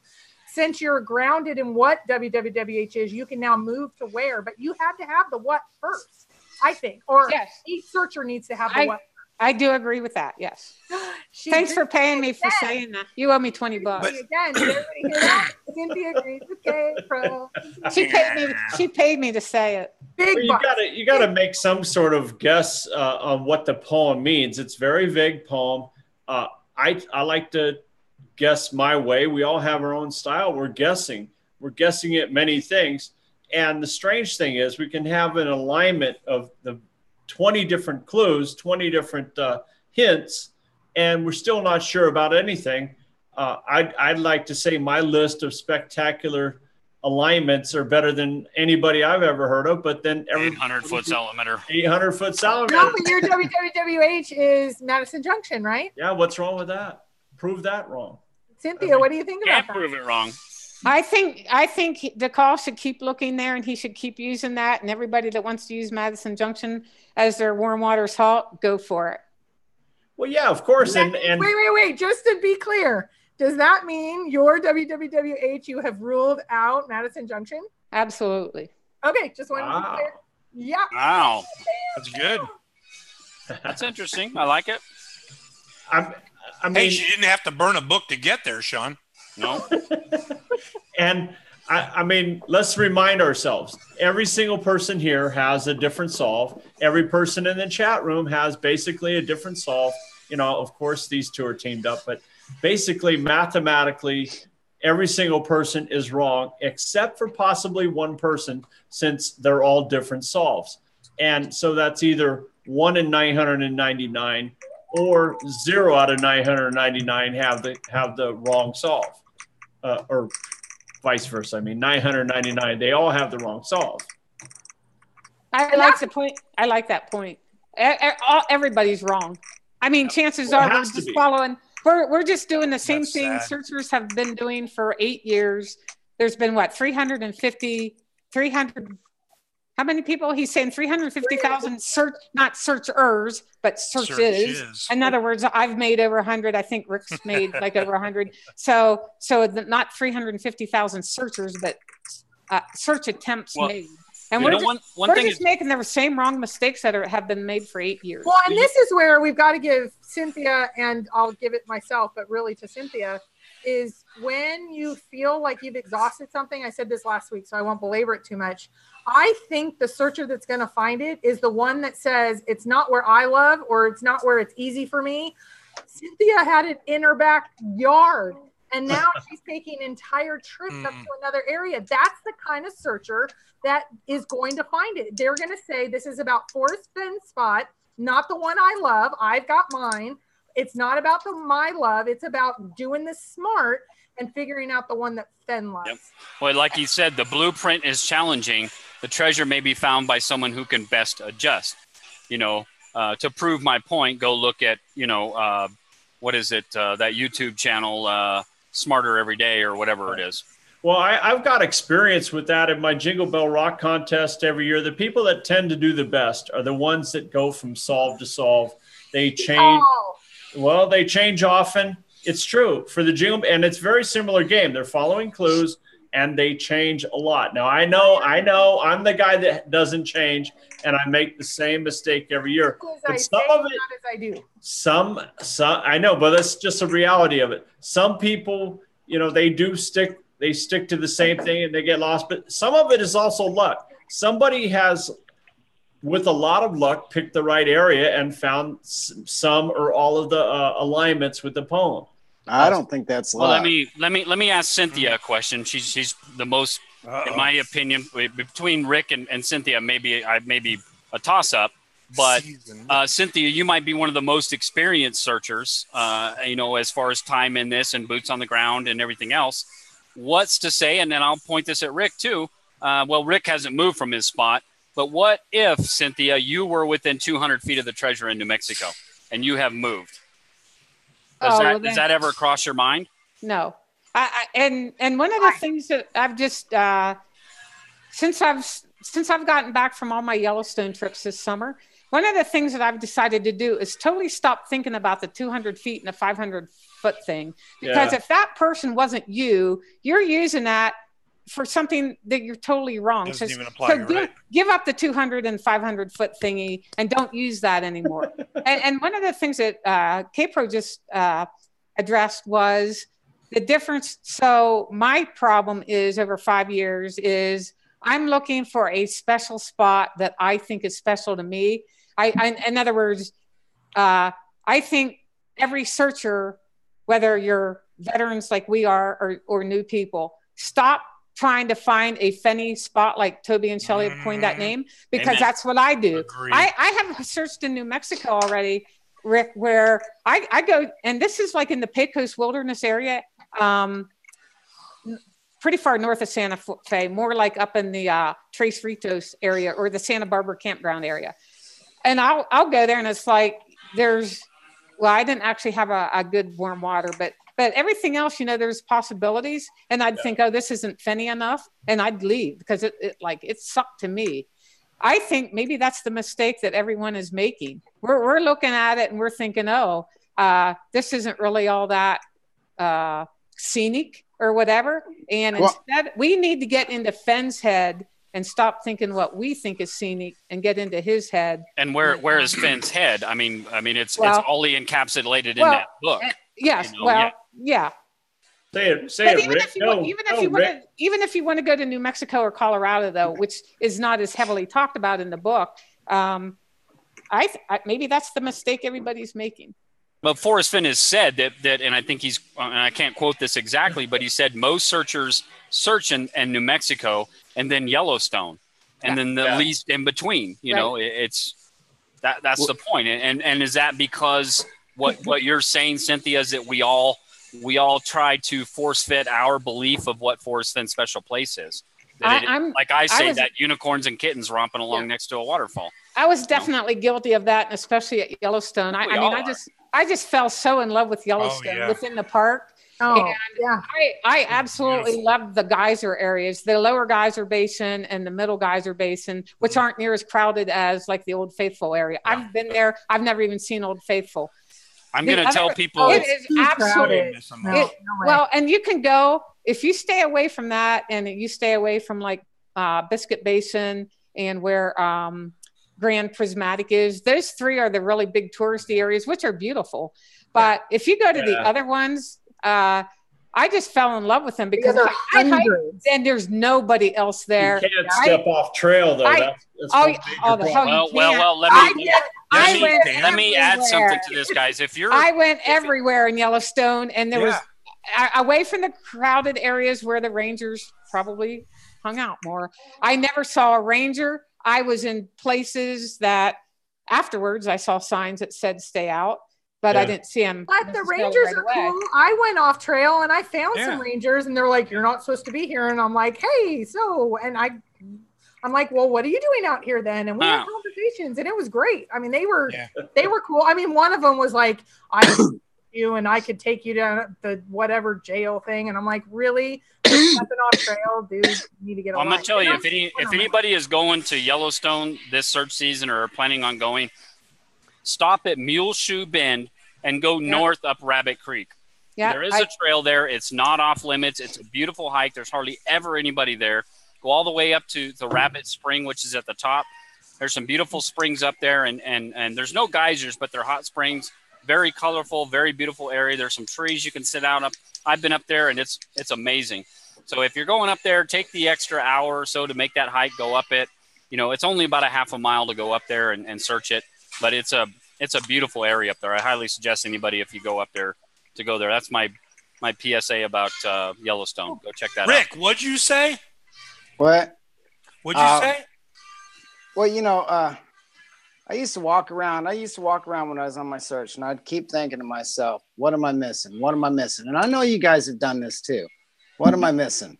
Yep. And anyway, I kept asking myself that, and when I finally figured out what it was that I was missing, that's what led me to where I'm at. And man, I'll never leave. I'll never leave this spot. Never. Awesome. But you know, it's not the poem. It has nothing to do. I mean, the poem, yes, the poem will take you to it. But there's one thing that I discovered that I was missing, and it's made such a huge difference. Because originally, when I kept reading the poem, I was thinking, God, you're never going to find it this way. There's millions of places where warm waters halt. There's millions all over the place. You know, it could be anything. It could be a freaking bathtub. You know, and just reading that poem, you're not going to find it that way. It's impossible, or virtually impossible. Nothing is impossible, but right. And I thought about it, and I thought about it, and I finally figured out what it was I was missing, and it changed my entire theory on the entire hunt. Well, what about his one quote that he says, you know, nobody has any secret information about the treasure's location. It's in the poem for all to see. So that location, the correct starting point or the general location or whatever you want to call it, is in the poem. If that all makes that sense. information is in there and all the information is in the poem, I mean, that's the core belief of me as a poem purist, is that belief and faith that Forrest is being honest with us, that all the information we need is in that poem, you know, and it's not outside of it. Yeah, all that stuff could be a subtle hint. And to Kpro and, you know, what she brought up in the beginning of this is that places like Yellowstone or Montana and the places he talks about so fondly are like meteor hits throughout that book, that those are not subtle hints. You know, it doesn't mean that it's not there, you know, because he's not subtle. He could be subtly hinting that a place that's specifically in Yellowstone or Montana or Colorado or New Mexico, he could be subtly hinting in a way we don't know. I just think that, you know, it's all that information's in the poem, and anything outside of it could be subjective that makes us believe that it is it. And hey, Rick, somebody asked in the chat room, how do you, Michael Farini, how do you get confirmation? Because you sound like there's something that's pretty definitive in your mind, and that's what I struggle with the most, is the confirmation. So are you willing to say, or I don't know if that give away too much? No, not till after it's found. I'm not. Okay. Can I ask my one But at least you're in the right area, for goodness sake. Hit it, David. Hit it. Go, David. Woo! Yeah, for the panel, for the room, Minotaur Marino, Kpro, Cynthia, Brother Rick, and maybe you even too, Brother Thomas. I don't really know. That's right. But here's my main thing. Okay, so there are a lot of us that are stuck on one place, okay? And there are a lot of you that have given up on places. And my big question is this: when you get to your spot, okay, you've done it on Google Earth, you've researched the poem, you know where you're going to park, you know where you're going to walk and all that. When you get to your spot, what are you looking for? Okay, when you get to your spot, what are you looking for? Are you still looking for the blaze, or do you already know what it is? And then B, or C, or D, or E, how is that chest hidden? Okay, the chest is supposed to be as a trove. My belief is that it's probably tucked underneath a sage bush, some kind of prickly bush or something, rocks gathered on top, around it. You know, this way some weeds could blow in there, constituting it being buried. Yeah. But that's kind of like my vision of how he had to do it. And I gather that from several different things. One, the man says that it's probably best to have gloves, okay? And why are you going to need gloves? Maybe not from the stones, but maybe from a prickly bush or something like that. The man says you're not going to have to move any large stones. So if you're not going to have to move any large stones, is he telling us that we may have to move some smaller stones, okay? And so, A, when you get to your spot, what are you looking for? And you know, do you believe that you've exhausted that when you get to, or when you've been there and you've looked around? Do you think it's going to jump out at you? Do you believe in the 10-foot, 12-foot rule? If I'm 10 foot from it, am I going to recognize it? I have never, from day one. All right. I spent $12,000 searching in Yellowstone. I have never from day one believed that if you were 10 to 12 feet away from that chest, that you would find it. Never. I believed you were going to have to literally look at where that chest was hidden. Okay, I'm done. Unless the poem is specific enough to get you to between 12 and 200 feet. I can imagine the poem is up to 200 feet, but how does it get you any closer? It's so vague. But well, for me, so for my previous solves, I felt like I had it honed in. I looked at Google Earth, and of course, there's one little bush that looks a certain way that I've gone from general area, like you said, D-Call, a couple hundred feet to this is the first bush I'm looking at. Yeah. Then you get there and you realize that one bush is in the middle of all of that out there. And then you start, I spent 16 hours on my first area, just starting to go a little bit more out, went on the other side of the river, actually purged in, did a little swimming, did a little like hidey hole with my walking stick. I mean, you name it, looked in some geysers, put my walking stick in the geyser. Wow. It did not come out the same way, I will just say. Yeah. Hey. But hey, and then at hour 16, I went, I'm just going to sit because this is my spot. And my search partner, he would not stop. He's like, maybe it's just over this, or maybe it's just, yeah. And like I said, give it up, dude. And so for me, and somebody that spends $4,000 or $5,000 every trip, I have to have confidence that I can get it down to a specific area, meaning at least a couple hundred feet. And I feel even further because I'll sit at Google and try to figure out every little hidey hole, little piece. But once you get out there, you realize how big it is. And then you spend, I mean, I always add an extra day or two as plan B or C. See, I don't think it's that way. I think it's pinpointed. I think you'll know exactly what you're supposed to go to. You'll know. Yeah. That's the way I see it. Well, that's the way Fenn sort of describes it. And the blaze should be obvious. Come on. How in the heck is the blaze obvious? That's what Fenn. I don't think he's ever said the blaze is obvious. It's huge. It's obvious because it's huge. Well, Sean's the one that quoted, but sorry, Cynthia. Oh, that's okay. No, I totally agree with Rick. I think those 9 clues are so specific that it's going to just take you right there. And I've made it, I mean, anybody that's ever heard me talk, I think all the clues are close together. I don't think they're stretched out over miles. I'm interested in, when you were in New Mexico, you could just pop out for a couple hours and go almost anywhere. Yeah. When you go up now, do you have, like, I had even though I felt so solid about my search location, that would be like the first day, and I'd put 5 or 6 days. So I would have backup plans. I would have 10 or 12 searchers that would ask me, when you're out there, can you take pictures of these areas? And I would send it to them. So do you now search differently because it is not local to you? No, I search the same way, which is totally wrong because I don't have it. But no, I think you have one solve when you go. Oh no, I have multiple solves, but I never have. So generally, I don't have necessarily all 9 clues solved. I need a warm water and I need a canyon, and I figure once I get those 2 things together, then I will look.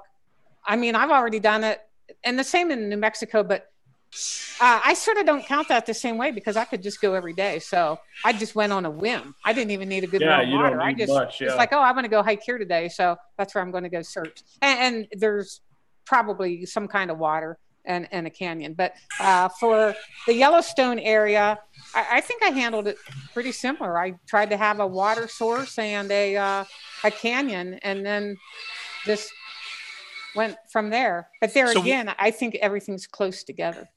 But when you were boots on the ground and you had all those elements together, what were you looking for? What was going to whisper in your ear and say, this is it? Right. So my last search in inside Yellowstone National Park, which I wrote about on my blog, was Iron Spring. And that was one of the few. I actually had everything to the blaze ahead of time from looking at Google Earth and then just the maps, because you could see the spring. I mean, it was a big rusty rust area along the Gibbon River, and everything was so tight there. All the clues were right there. And the only thing I didn't have ahead of time was the blaze, which Fenn said it's anything that stands out. But as soon as I parked the truck in this little spot that held about 3 vehicles right along the road, and then I just dropped down over the bank to walk along the Gibbon to get to the spring, everything was right there. And then I saw this giant boulder sitting all by itself up on this tiny little hill. I mean, not many feet from the Gibbon River. And it's like, holy shit, that really stands out. And then I went up there, and that's where there was actually a rock that looked like the tombstone in the picture of his war for me. Yeah, now we're talking. I searched that area, and I've given up on that. But my friend, my Marine buddy Jesse, and his buddies are there as I speak, so maybe they'll find it. Why have you gone Cody direction? Because of something else I found on the way home.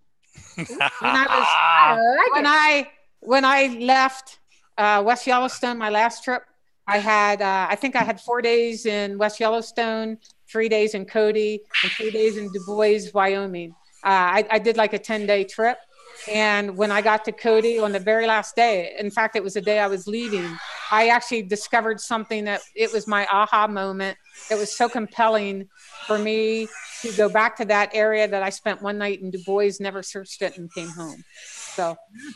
Well, let me say something. In the book Toyota Way, the Japanese, they have a saying, go and see. And I wish I could remember the Japanese word, but before anyone in the factory and the management start have any kind of dispute, the managers must go and see what the employees are talking about. So the rule is, don't start a whole bunch of management decisions without going and seeing the problem. And most of the time, everybody comes to an agreement later on after they really study it out. So what's my point here? I think we got to do a little bit like Cynthia and go and look at some of these places and make some decisions about it. I think that's brilliant. Go see these places. I don't want to call myself brilliant, but I'm just saying we also take the book at face value and start to investigate some of those places. I think that's what Cynthia has done. If I was going to say anyone here is playing it right, I would say, Cynthia, you're playing it right, because you're taking all these places at face value, but you're adding a little bit of brute force too. So the brute force plus combining what Fenn has said, plus your analysis of the poem is great, Cynthia. But I think that's got to be a successful approach, Cynthia. I like it. But I agree with Sean, and I'm getting closer and closer to thinking like Sean, the poem purist, which I hate to admit. God. That's it. I'm out of here. I'm cutting out. Pigs are flying. No, your computer will fry out soon enough. So. I don't want to be quite as extreme as he is, because he really has boundaries set for himself, which works for him. I would like to have a little bit more space in there, but I don't think, if you can't solve that poem, I just don't see how any of us can find it. But you just said the reason that you go north is because of 28 references in TPOTC. But then yes, you said because you volunteers is the right way to go. And a tweet elephant. She's got a point, Cynthia. She's got a we have to follow the poem. I mean, that's absolute I agree. fact. Everybody has to follow. We have to, and grammatically, the poem doesn't say a salamander. Come on, D-Call. That's not the point. The point is, I followed this. I followed the poem. I followed the poem, and I came across a large salamander and a floating hat. I mean, so now what the hell do?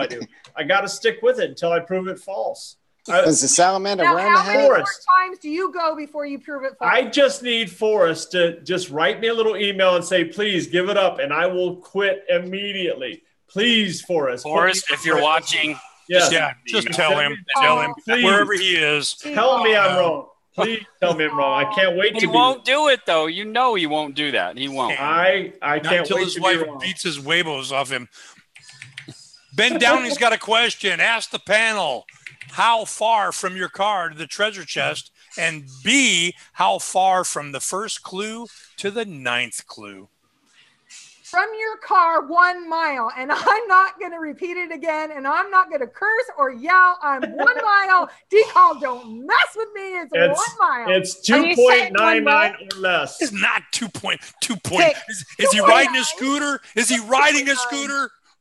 I say half a mile. Half a mile from your car to the treasure. Brilliant woman right there. Half a mile, so less One than way. a mile back and forth. Brilliant. A total of a mile. Listen to the woman. Listen to your northern partner. Hey, look at the problem here. You guys have your speculation. Fenn said it's less than a few miles. I'm taking him literally 2.99 or less. It could be 0 to 2.99 miles from the car to the chest. No more, no less. Are y'all watching Rick and Sean? Rick's just chilling out. Sean's over there eating popcorn and drinking beer. If I get the pleasure of meeting Rick at this September 6th, I just want to meet Rick and just pick his brain. He'll be taking a nap. And that brain has got a lot in it. I got to talk to that guy. Yeah, team up with Rick. It's got a lot of knowledge in it, yeah. I'm hoping anyway. There you go, brother. Well, who's the little girl from India that we're supposed to team up with? Oh, the two-woman search team. Cynthia, did you want to talk about that? What's her name? I thought she got sold to Al Qaeda. Wait a second. That's two different. Isn't that two different recent answers, though? So he had the two strong women, and then there was the Helen Keller teaming up with the little girl from India. So that's actually two separate things. So Christy's blind, and Cynthia's the little girl from India, and you've got to team up with the right person. Yeah, I agree. Wait. Christy is more physical because she's a giant and about a foot taller than Cynthia, and Cynthia is super smart. The little girl from India. That's what I'm saying. No, but you just said that sounds like a total photo opportunity for September 6th. Like Christy's not smart. Did you just? I'm going to slap that. So is that East meets West? Yeah.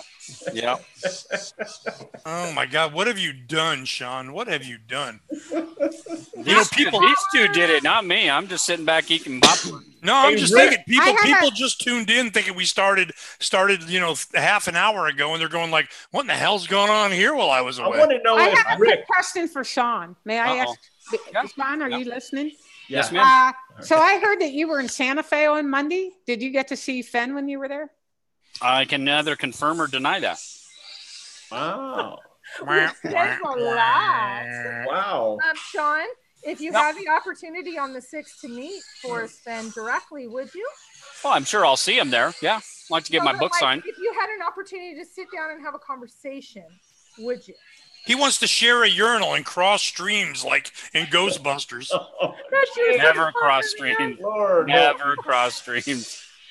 I thought he was spooning with somebody. Well, that was Save that for Thursday. Save that for Thursday.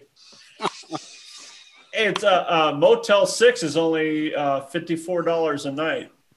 Yeah, or $37 an hour. And if I get bed bugs to call, I'm blaming you. David, are you coming? Are you coming September? No, I can't. David. I'm going to Las Vegas on October 14th. Oh, you're retired. Really? Dude. No. Dude. My health, I can't ride in a plane that long. I've got the money, but I can't do the plane. October 14th. October 14th, I'll be landing in Vegas before 8:00 p.m. Hey, I'll pick you up if you want. No, man, that's all right. What the hell was that? Score. Somebody scored in the game, whatever the game is. Some exciting stuff happening at Cynthia's house. I'm telling you That's what, not my Cynthia, house. drink some damn margarita. That wasn't my house. Over there. Some of us need some refills, and Cynthia's still nursing her first one. I know I a am. little different. Yeah, but it was like this damn big. She's like, And it's still there. Still there. why? Rick, do you think you would be willing to team up with Christy, or are you completely? I think you are looking for a search partner. And Christy's totally into New Mexico right now. Oh no, I'm not looking for a partner yet. Okay, and I need to be fair. My search partner is in the room. He may or may not continue. He's hitting the crash of the first solve conundrum of continuing. Not he gets first dibs. I will say a few people have reached out about partnering up, and I would love. I mean, Rick would be great, but I don't think Rick's ready to partner up. I think he thinks he's got this. And Rick, you better let us know is what I want to know. If I disappear, you'll know. I got a question for Rick. I'm going to get a beer.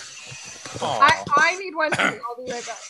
Oh, the service in those places sucks. Rick, I will be happy to listen to what you have to say. Go ahead. Hey, Rick. I'm not leaving. I'm back. You've been in your spot for so long. Are you down to pretty much a grid search? Are you grid searching your area? No, I'm Really?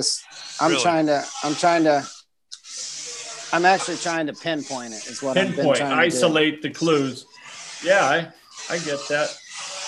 Rick, how many more boots on the ground will you go before, if ever, you give up your area? I'll never give it up. Okay. I won't give up searching either. I'll search it until. I won't give up searching either. I'm not even listening to you guys.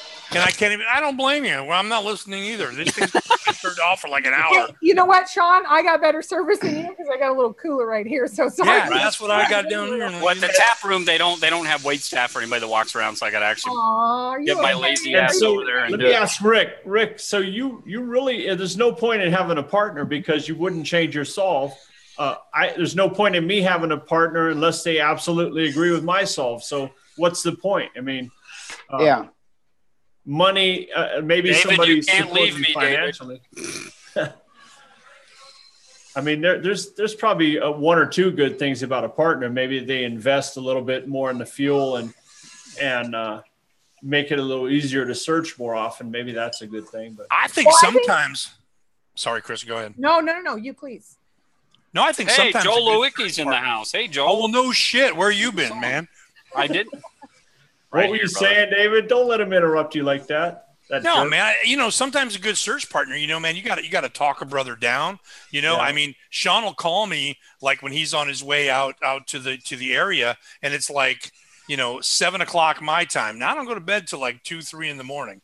And then I get up at 6, get my kid on the bus, then I'm back in bed. I sleep till like noon or 1, something like that. And Sean's like calling me. He's going like, come on, get up. Let's it's like, oh my God. And then you're talking, you're all pumped up. And then like the call comes at like 5:00 in the evening, and you're like, well, this is either going to be really good news or it's going to be really bad news. He's like, yeah, no chest yet. And it's like, all right, brother, that's cool. Yada, yada. Oh, I see a puppy behind you, Cynthia.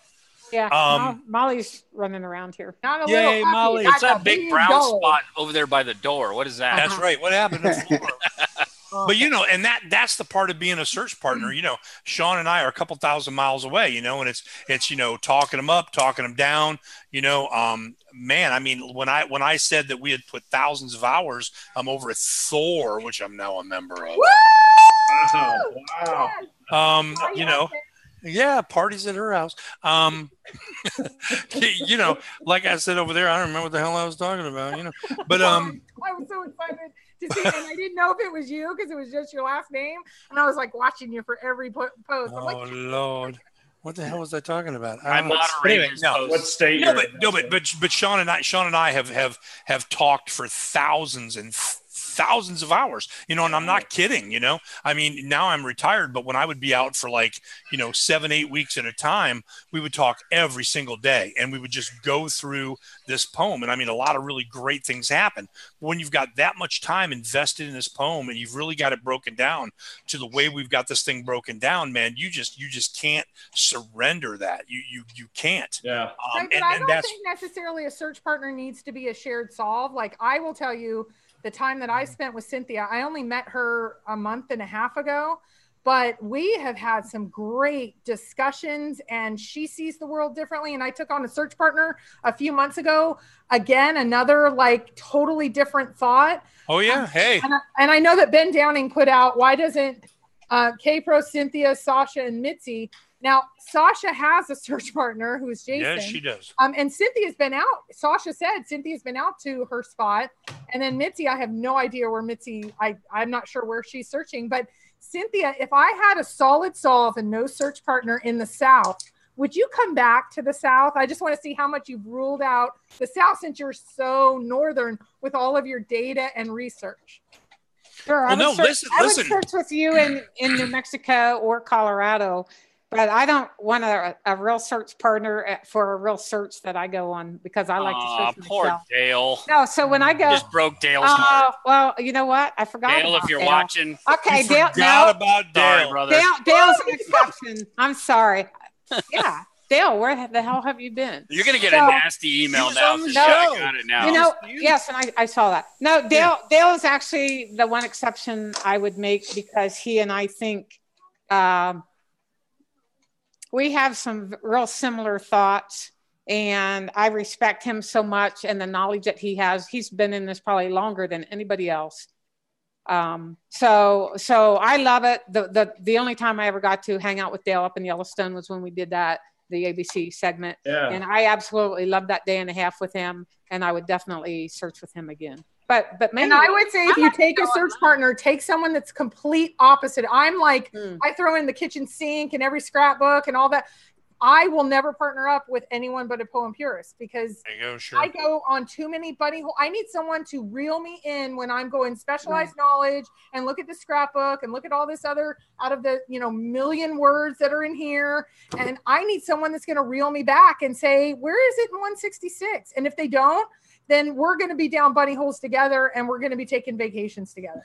Oh, yeah. Hey, look, man, I've gotten into it with Sean. I mean, there are several things that I can't point out that please do. Can't that he and I've gone round and round about, and a lot of times, I've had to basically look at it over days, weeks, and months, and then concede, but I will say this, at the same time, there have been things over days, weeks, months, and even years at this point that finally Sean has said, you know what you said is the only thing that really makes sense, and he'll kind of come around to that. And it's like, we'll butt heads in that way, and when we're going over the different sentences or the different stanzas in the poem, we interpret them differently, and then one of us will come to an understanding of, wow, that's what the hell you're talking about. And we're almost 2 years into this, and we're still at it in the very same way, you know. And that's why that's what you need. You need somebody that you can trust enough to call them on there. Nope, this isn't. Let me question it. And totally thinks. I do not believe that a search partner should be someone that thinks like you at all. It needs to be that person that frustrates the hell out of you, and that said, I can tell you, follow me, would say, where is it in 166? I'm like, but he's like, no, where does it say in 166? And I'd say, no. And we would go back and forth with all the details of whatever we were arguing. And that was the best thing. If I had somebody else that puts the kitchen sink in like I do, I would be down. I would spend thousands of hours where I shouldn't be spending. Man, I would hate that. I would just be like, no. Sean, we got about 3 minutes. I hate to say it, but that'll be an hour and 45 minutes. We're getting close. No, we came live. We came live. No, we came live. We got. I mean, we can go past the 2 hour mark. I mean, we still got over 100 people still watching. I think we don't want it to lose. Remember, Sean, I would suggest you restart it at that point. Hey, Yeah. hey, Rick, Minotaur Marino wants to know if you're ever going to give up the map that you think you have. There you go. No, I knew that was the answer when I read the question. I was like, But I'm just the reporter. Well, there was another one by Joel Lewicki. He asked, is put in a noun or a verb? If a verb, which action, in your opinion? now we're getting down to business. Yeah. who's that to me? I think he's just bringing it to the whole panel. We got to watch out. He's a lawyer, so he's going to hold us accountable for anything. Hey, Kpro, you said you just report the news? Maybe. You know your little compass back there on the wall? North, south, east, and west. Do you know that that's where the word news comes from? That is amazing, David. You're amazing. Is that true? Wow. That's true. North, east, Yep. west, and south, reporting from all directions of the compass. And you notice north is first, right? And that. Well, it is, the and you're rest wearing of a south sweatshirt, so I don't know what the hell you think. This is, I'm supporting Kpro for when I kicked her butt tonight. I didn't have any hard feelings. Drink your margarita, woman. That's right. In a giant Jello shot, the two Says- threw down. Says the woman that once in a while wears Denver Broncos Yeah. shirts and then wears a Packers hat. Yeah, I think you're having Ooh, I fuck think them Packers. Yeah. your submissions with the polarity. I have done that. This is true. What do you got for the Okay, Packers? Ben Downing asked a great question, and I'd like to ask it to the whole panel. What would it take for you to change your search area? Let me make it really clear. Yeah. If I had any reason to quit, I would look forward to it. I would love to quit. I would love to have a reason to stop searching, but I've got piles and piles of confirmation bias just attacking me from all directions. So wait, Decal, you didn't answer the question legitimate. What would it take? no, Because I think you have some things that might be. Zero. No, nothing ever. Okay. Well, Right. Well, I let me- can't imagine I any. want to go back to Joel Lewicki really quick, guys. We passed him up. We didn't answer his question. Oops. To me, Joel, it's a verb. I think it's a verb. It's an action word. I And agree. you could look at it either way. You can look at it in the nautical sense, or you can look at it in a different sense. You can look at it in two different ways. Which one does Forrest Fenn believe? Well, that's up to interpretation, buddy. And I But didn't. I'm sorry, guys, to cut you guys off, but we didn't even get to answer Joel Lewicki there. I think You're The good. se- No, that's great. The sentence before that, Sean, ends with a period, right? So put in Punctuation does not. Oh, matter. no, I knew you were going to do that. No, I'm not There we saying go. that. So that sentence put in below the Homer Brown. Since that's a brand new sentence, don't we have to use put in as a verb? No, not if we don't care about. Sean, what do you think about that punctuation quote? Oh, my God. Never Yeah, mind. good. I'm- Good one. Obviously, I don't know Listen. Why didn't I bring the man- gun? The man had put that poem purposely. If punctuation wasn't important, it wouldn't be there. It may not be important in solving the poem, but I think it's still important. And it all Yeah. depends on how you read the poem. Now, reading the poem, again, we can go to the whole Helen Keller thing that came up from Hitch. If you read it by Braille, if somebody was to read it to you aloud and you're blind, you're not going to hear the punctuation in it. You're not going to hear it unless somebody tells you, there's a semicolon here. This is capitalized. This is not. Whatever. They're just going to hear it as poetry. So in that sense, does punctuation really matter?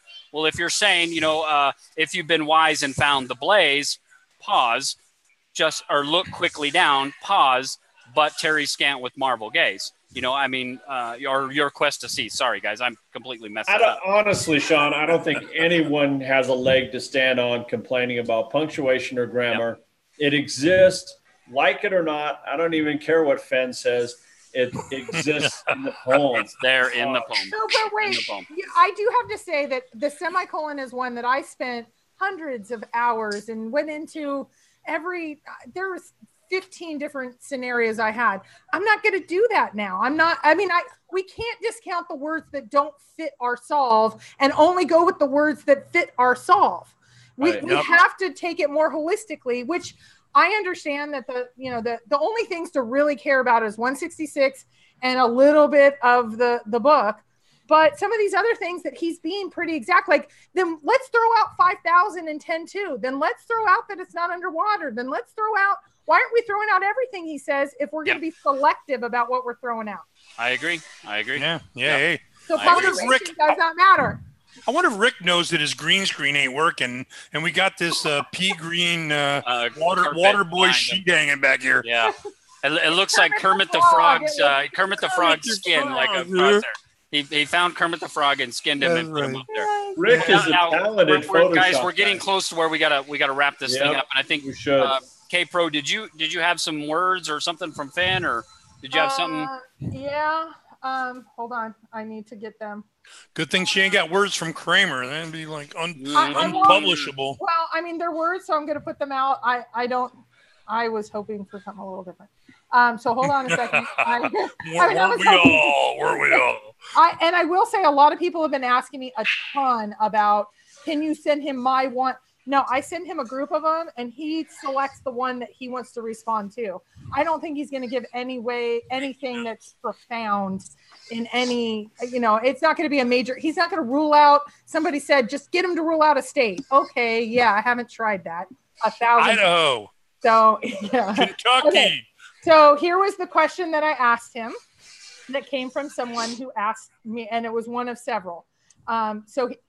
Here's the quote. Here's what specifically I asked. You have said a good map is important, and you have also been quoted in saying Google Earth is a good reference. Second sentence. Is there an advantage in using Google Earth? Here is the answer. Quote, Google Earth should be used like you would use a map. Period. F. Lowercase. Nice. That's good. So, hopefully it helps all of you. I thank you, Forrest, especially on your birthday. Yeah. And I did tell him on his birthday, I emailed him yesterday and I said, you're going to go an entire day with me not asking you for any words. So, and I've held true to that today. So now he's only going to get 219 emails today and not 2019. He's probably going to get several.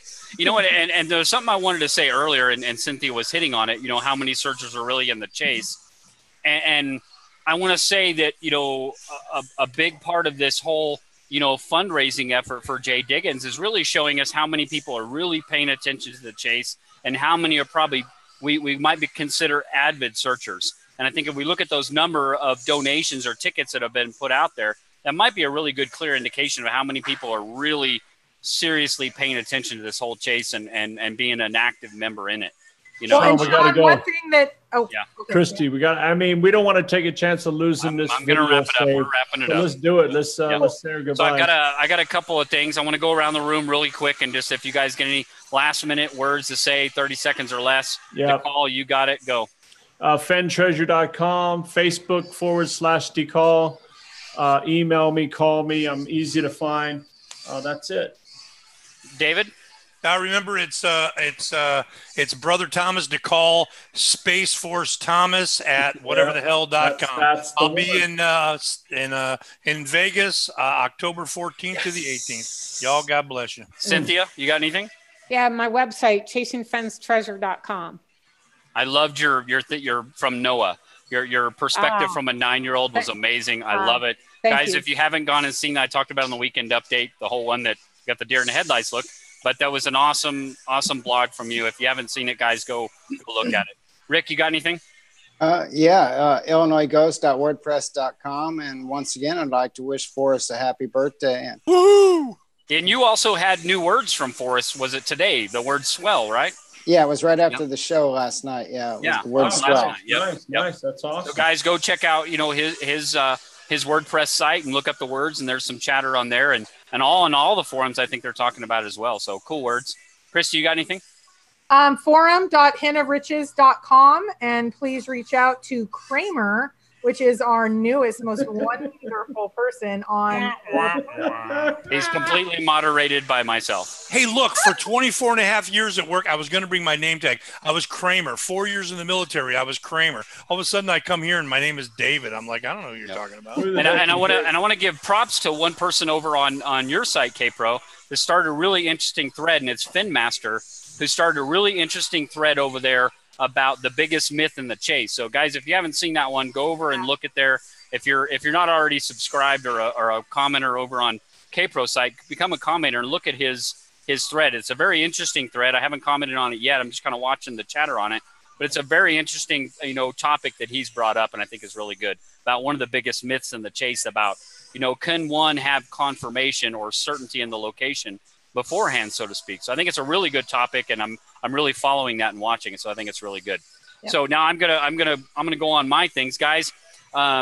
I got to tell you, we've had Cynthia and Rick McDonald on here tonight, 2 brand new people coming on the Flip Side After Hours show. So, guys, we got to get more than 58 likes on here. You got to beat M. Davis. Come on. Come on. You got to beat M. Davis on this one. You can't beat M. Davis. Come on, folks. It's just one of the most hated people on there, So, sorry, Mike, I love you, but you got to get more likes than Mike. He knows how popular he is. He's rated by like 4 people. Cult following, man. If you haven't already subscribed to the channel, or you don't have a Gmail account, go out, create a Gmail account. It's very easy, and then you can actually, comment in there and like and those things as well. And also, this Saturday, don't forget at 7 p.m. you've got Saturdays with Sasha and Finn Treasure Hunter, and that's always interesting to do a great job of paying attention to you all in the chat room and talking back and forth with you guys. It's fun to listen to them. And then this weekend, I want to let everybody know I may be changing the weekend update over to Sundays. It's very easier for my family and how things work, because my wife works on the weekends, and it just makes it much easier than working. If you guys watched this weekend update last time, my kids were making cameo appearances, and the dog, and it was a family affair, and I'm sure a lot of people thought it was pretty funny. But it's much easier just to do it on a Sunday, where I can come down and be down at one of the breweries here and have a beer and talk to you guys. But I want to let you all know that I'm planning on having Totally Not Mitzi as my guest on the weekend update. I'm working on it. I still got to do the test with her. She is in a process of doing some things that she's got to make that work. But I am in contact with her. We're going to get her on there hopefully this weekend update. You guys, you never know what's going to happen with that one. It'll be the first topless weekend update we've ever had. David. What? We'll see. No. Anything can happen, folks. We do not know. But just want to plug that for y'all guys. I'll be putting a teaser out for that as well. It'll be a lot of fun. And we've had a great night tonight. I appreciate both Cynthia and Rick McDonald joining us tonight. We appreciate all the 114 people that came out tonight and watched this show. We greatly appreciate you guys. If it wouldn't be for you, we wouldn't have this show. Once again, if you like this show, give it a like, guys. Got to beat M. Davis. If you don't like it, that's fine too. That's why the other one's there. It's okay. You don't have to totally agree with us. It's not going to hurt our feelings, guys. But we had a great time. And once again, Forrest, happy birthday. Happy 88th birthday. I'd like to say it's your 75th anniversary of your 13th birthday. Woo! So, congratulations. And we hope that you have many, many more birthdays. Amen. And so we'll all once again say happy birthday to Forrest, who we hope is watching tonight. And we will catch you all on the flip side. Good night, folks. Have a good night. Ladies and gentlemen, we have breaking news tonight right here on the flip side of Forrest Fenn. We're back. It's an encore. Oh, it's an encore. You thought we were done. We're back. It's the flip side encore. We just want to see how many of you guys are paying attention. Forrest Fenn just emailed me, and he told me that the search state is – wait a minute. I can't read that. Oh, no. Did you correct state – Hawaii. Drink on it? Why is it in Hawaii, Forrest? Oh my goodness! Let's see. We got 60 people back in here watching again. Look at this round 2. Ding, ding, ding, ding, ding. I'm drinking now. Now we're gonna tell them some real shit. You guys thought we were done. Well, normally our show wouldn't even be over yet. I'll probably end up deleting this one. Rick has decided to give out his map and his exact coordinates of his search location. Thank you, Rick. You're wonderful. And while he's doing it, he will go topless. I just hope you don't have them their search state. They are going to put that out right now. We don't need anybody to go topless. We need to call to go hatless. That's about it. That's about as risky. It's floating. It's floating. It's floating. That's right. Wagga, wagga, wagga, wagga. Oh my God, guys, we're live. Want more. We want more. That's what the chat room are they saying? I can't even see the chat room. What are they doing? They're talking to you, Sean. I don't see the new one. That's the problem. You don't see the new one? Well, there's no new one. It's the same one. They are saying time for Cynthia to finish off her margarita. Yeah, that's a big. There's like. Oh, they are. They're still going after party. Yeah, there's like a koi fish in there. It's like crazy. What the hell does that taste like? Slices of lime. Now, I will tell you, I have had Cynthia margaritas now on more than one occasion. They never disappoint. They are awesome, and if you have more than one, you're going to tell every secret. So just be careful. You make those things yourself? She has a whole video on her. Holy shit! I was thinking, who delivers those things? I have a feeling that on the after party on September 6th, DeCall Thomas is not going to have to buy a single Diet Coke. Oh, poor! I'm just saying. Poor brother. Him and Shiloh are going to be hanging out all night. Now we're talking. I want to have a beer with Shiloh. I am direct line related to the old family.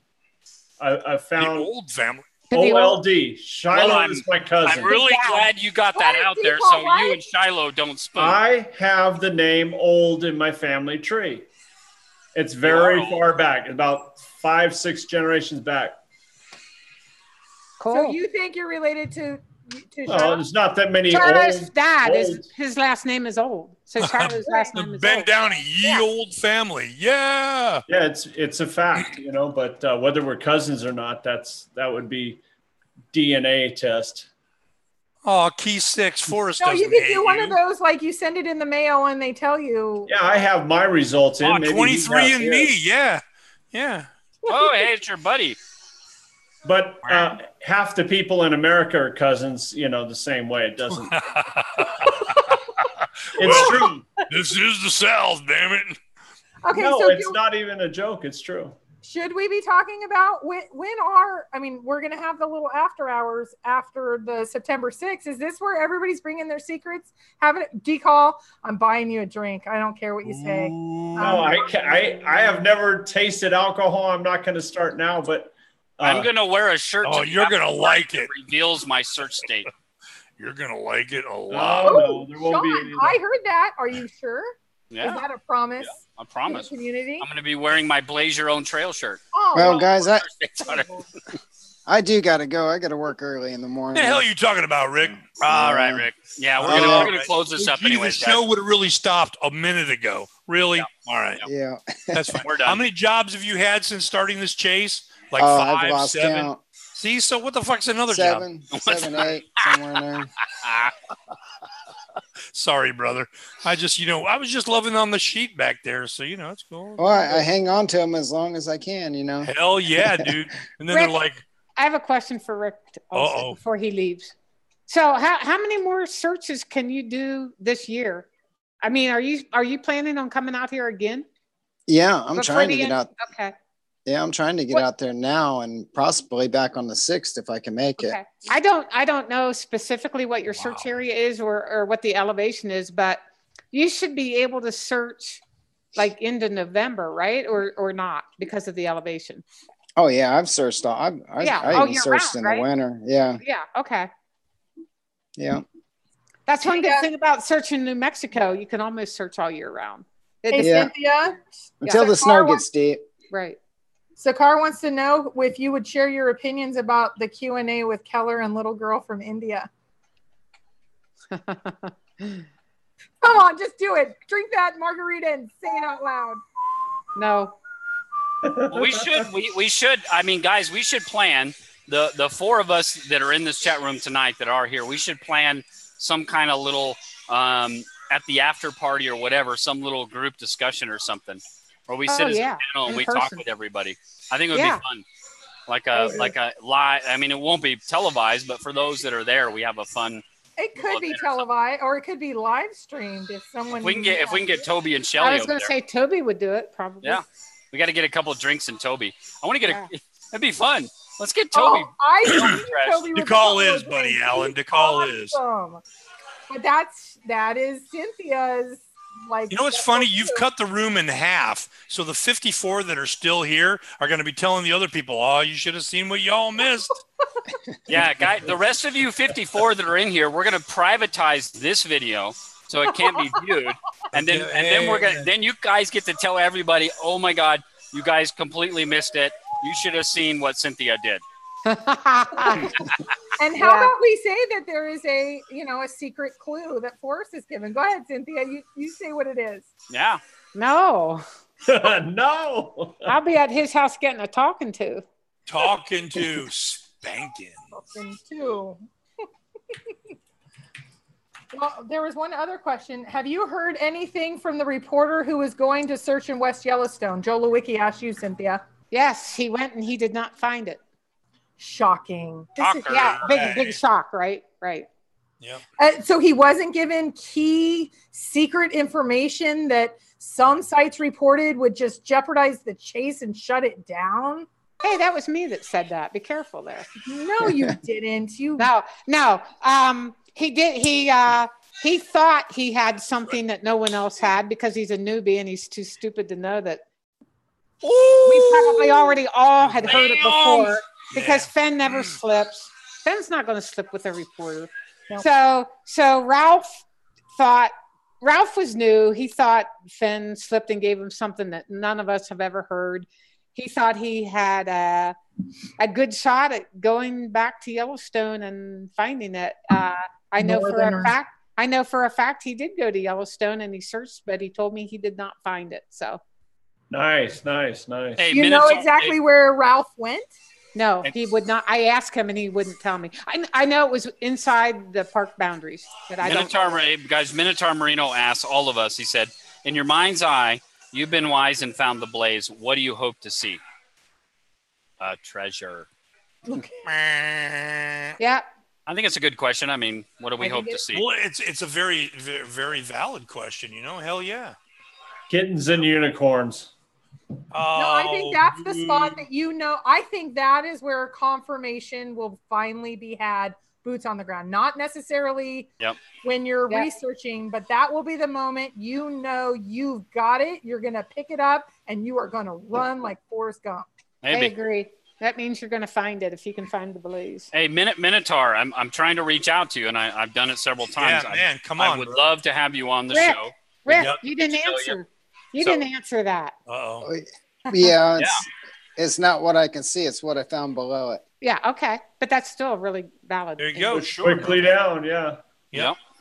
Your quest. So, Minotaur, reach out to me. It's Sean NM at hotmail.com. So reach out. I mean, and just reach out to me and tell me you don't want to be on. That's fine. You're not going to hurt my feelings. I just think that you've been in this chase for a long time. You finally got your first boots on the ground. We'd like to get your perspective. I think you've got a lot of valuable information to share with the community, as far as lessons learned. And I think that we'd love to hear from you. So either tell me now in the chat that you don't want to come on, or send me an email saying, hey, let's work it out. We'd love to have you on. Minotaur, go up on Thor and send a quick little private message over. There you go. Oh, Heavenly Father. Yeah, you do that too. Hey, just everybody, Rob G was boots on the ground somewhere in the Bozeman, Montana area today. So I hope he's doing well. God bless him. Good luck. Good luck. Bring it home, man. Bring it home. Oh, absolutely. Especially now. Oh, yeah. It's awesome. I would love someone to bring the chest to the September 6th event. Oh, my Lord. I mean, the real chest. The real chest, the real set. Just the bracelet. The bracelet will be enough. I mean, it'll be a madhouse. Or maybe Forrest saying, when he's at the event, if Forrest says, I need to announce it has been found. Can you imagine? Cool. I don't even know what that next day is like. You'd all be crying. That'd be horrible. Jumping for joy. And Joel Lewicki, it wasn't Justin Bieber forever. It was Justin Timberlake forever at hotmail.com. But I changed it now to Sean and then abbreviation for New Mexico NM at hotmail.com. So reach out to me there. Man, I think. What about Davio? Yeah, I haven't seen Davio tonight. Where's he? Yeah, Davio was in, but it was Sean. infrequent. Yeah. Sean, I'm not sure, but I think this thing is chopping the front of the video off. Okay, well then we probably need to close it up. Oh, you restarted, but all right. Yeah, I think it's still doing that because it's showing where Cynthia is showing us her margarita, and that's the beginning. All right, we've got to cut it right now. Let's close it up then. Yeah, Okay. not live. Just take off the live part. All right. All right, guys. Well, good Bye, night. everybody. Good night, everybody. Good night. We'll catch you on the For flip side. reals this Thank you. time, for real.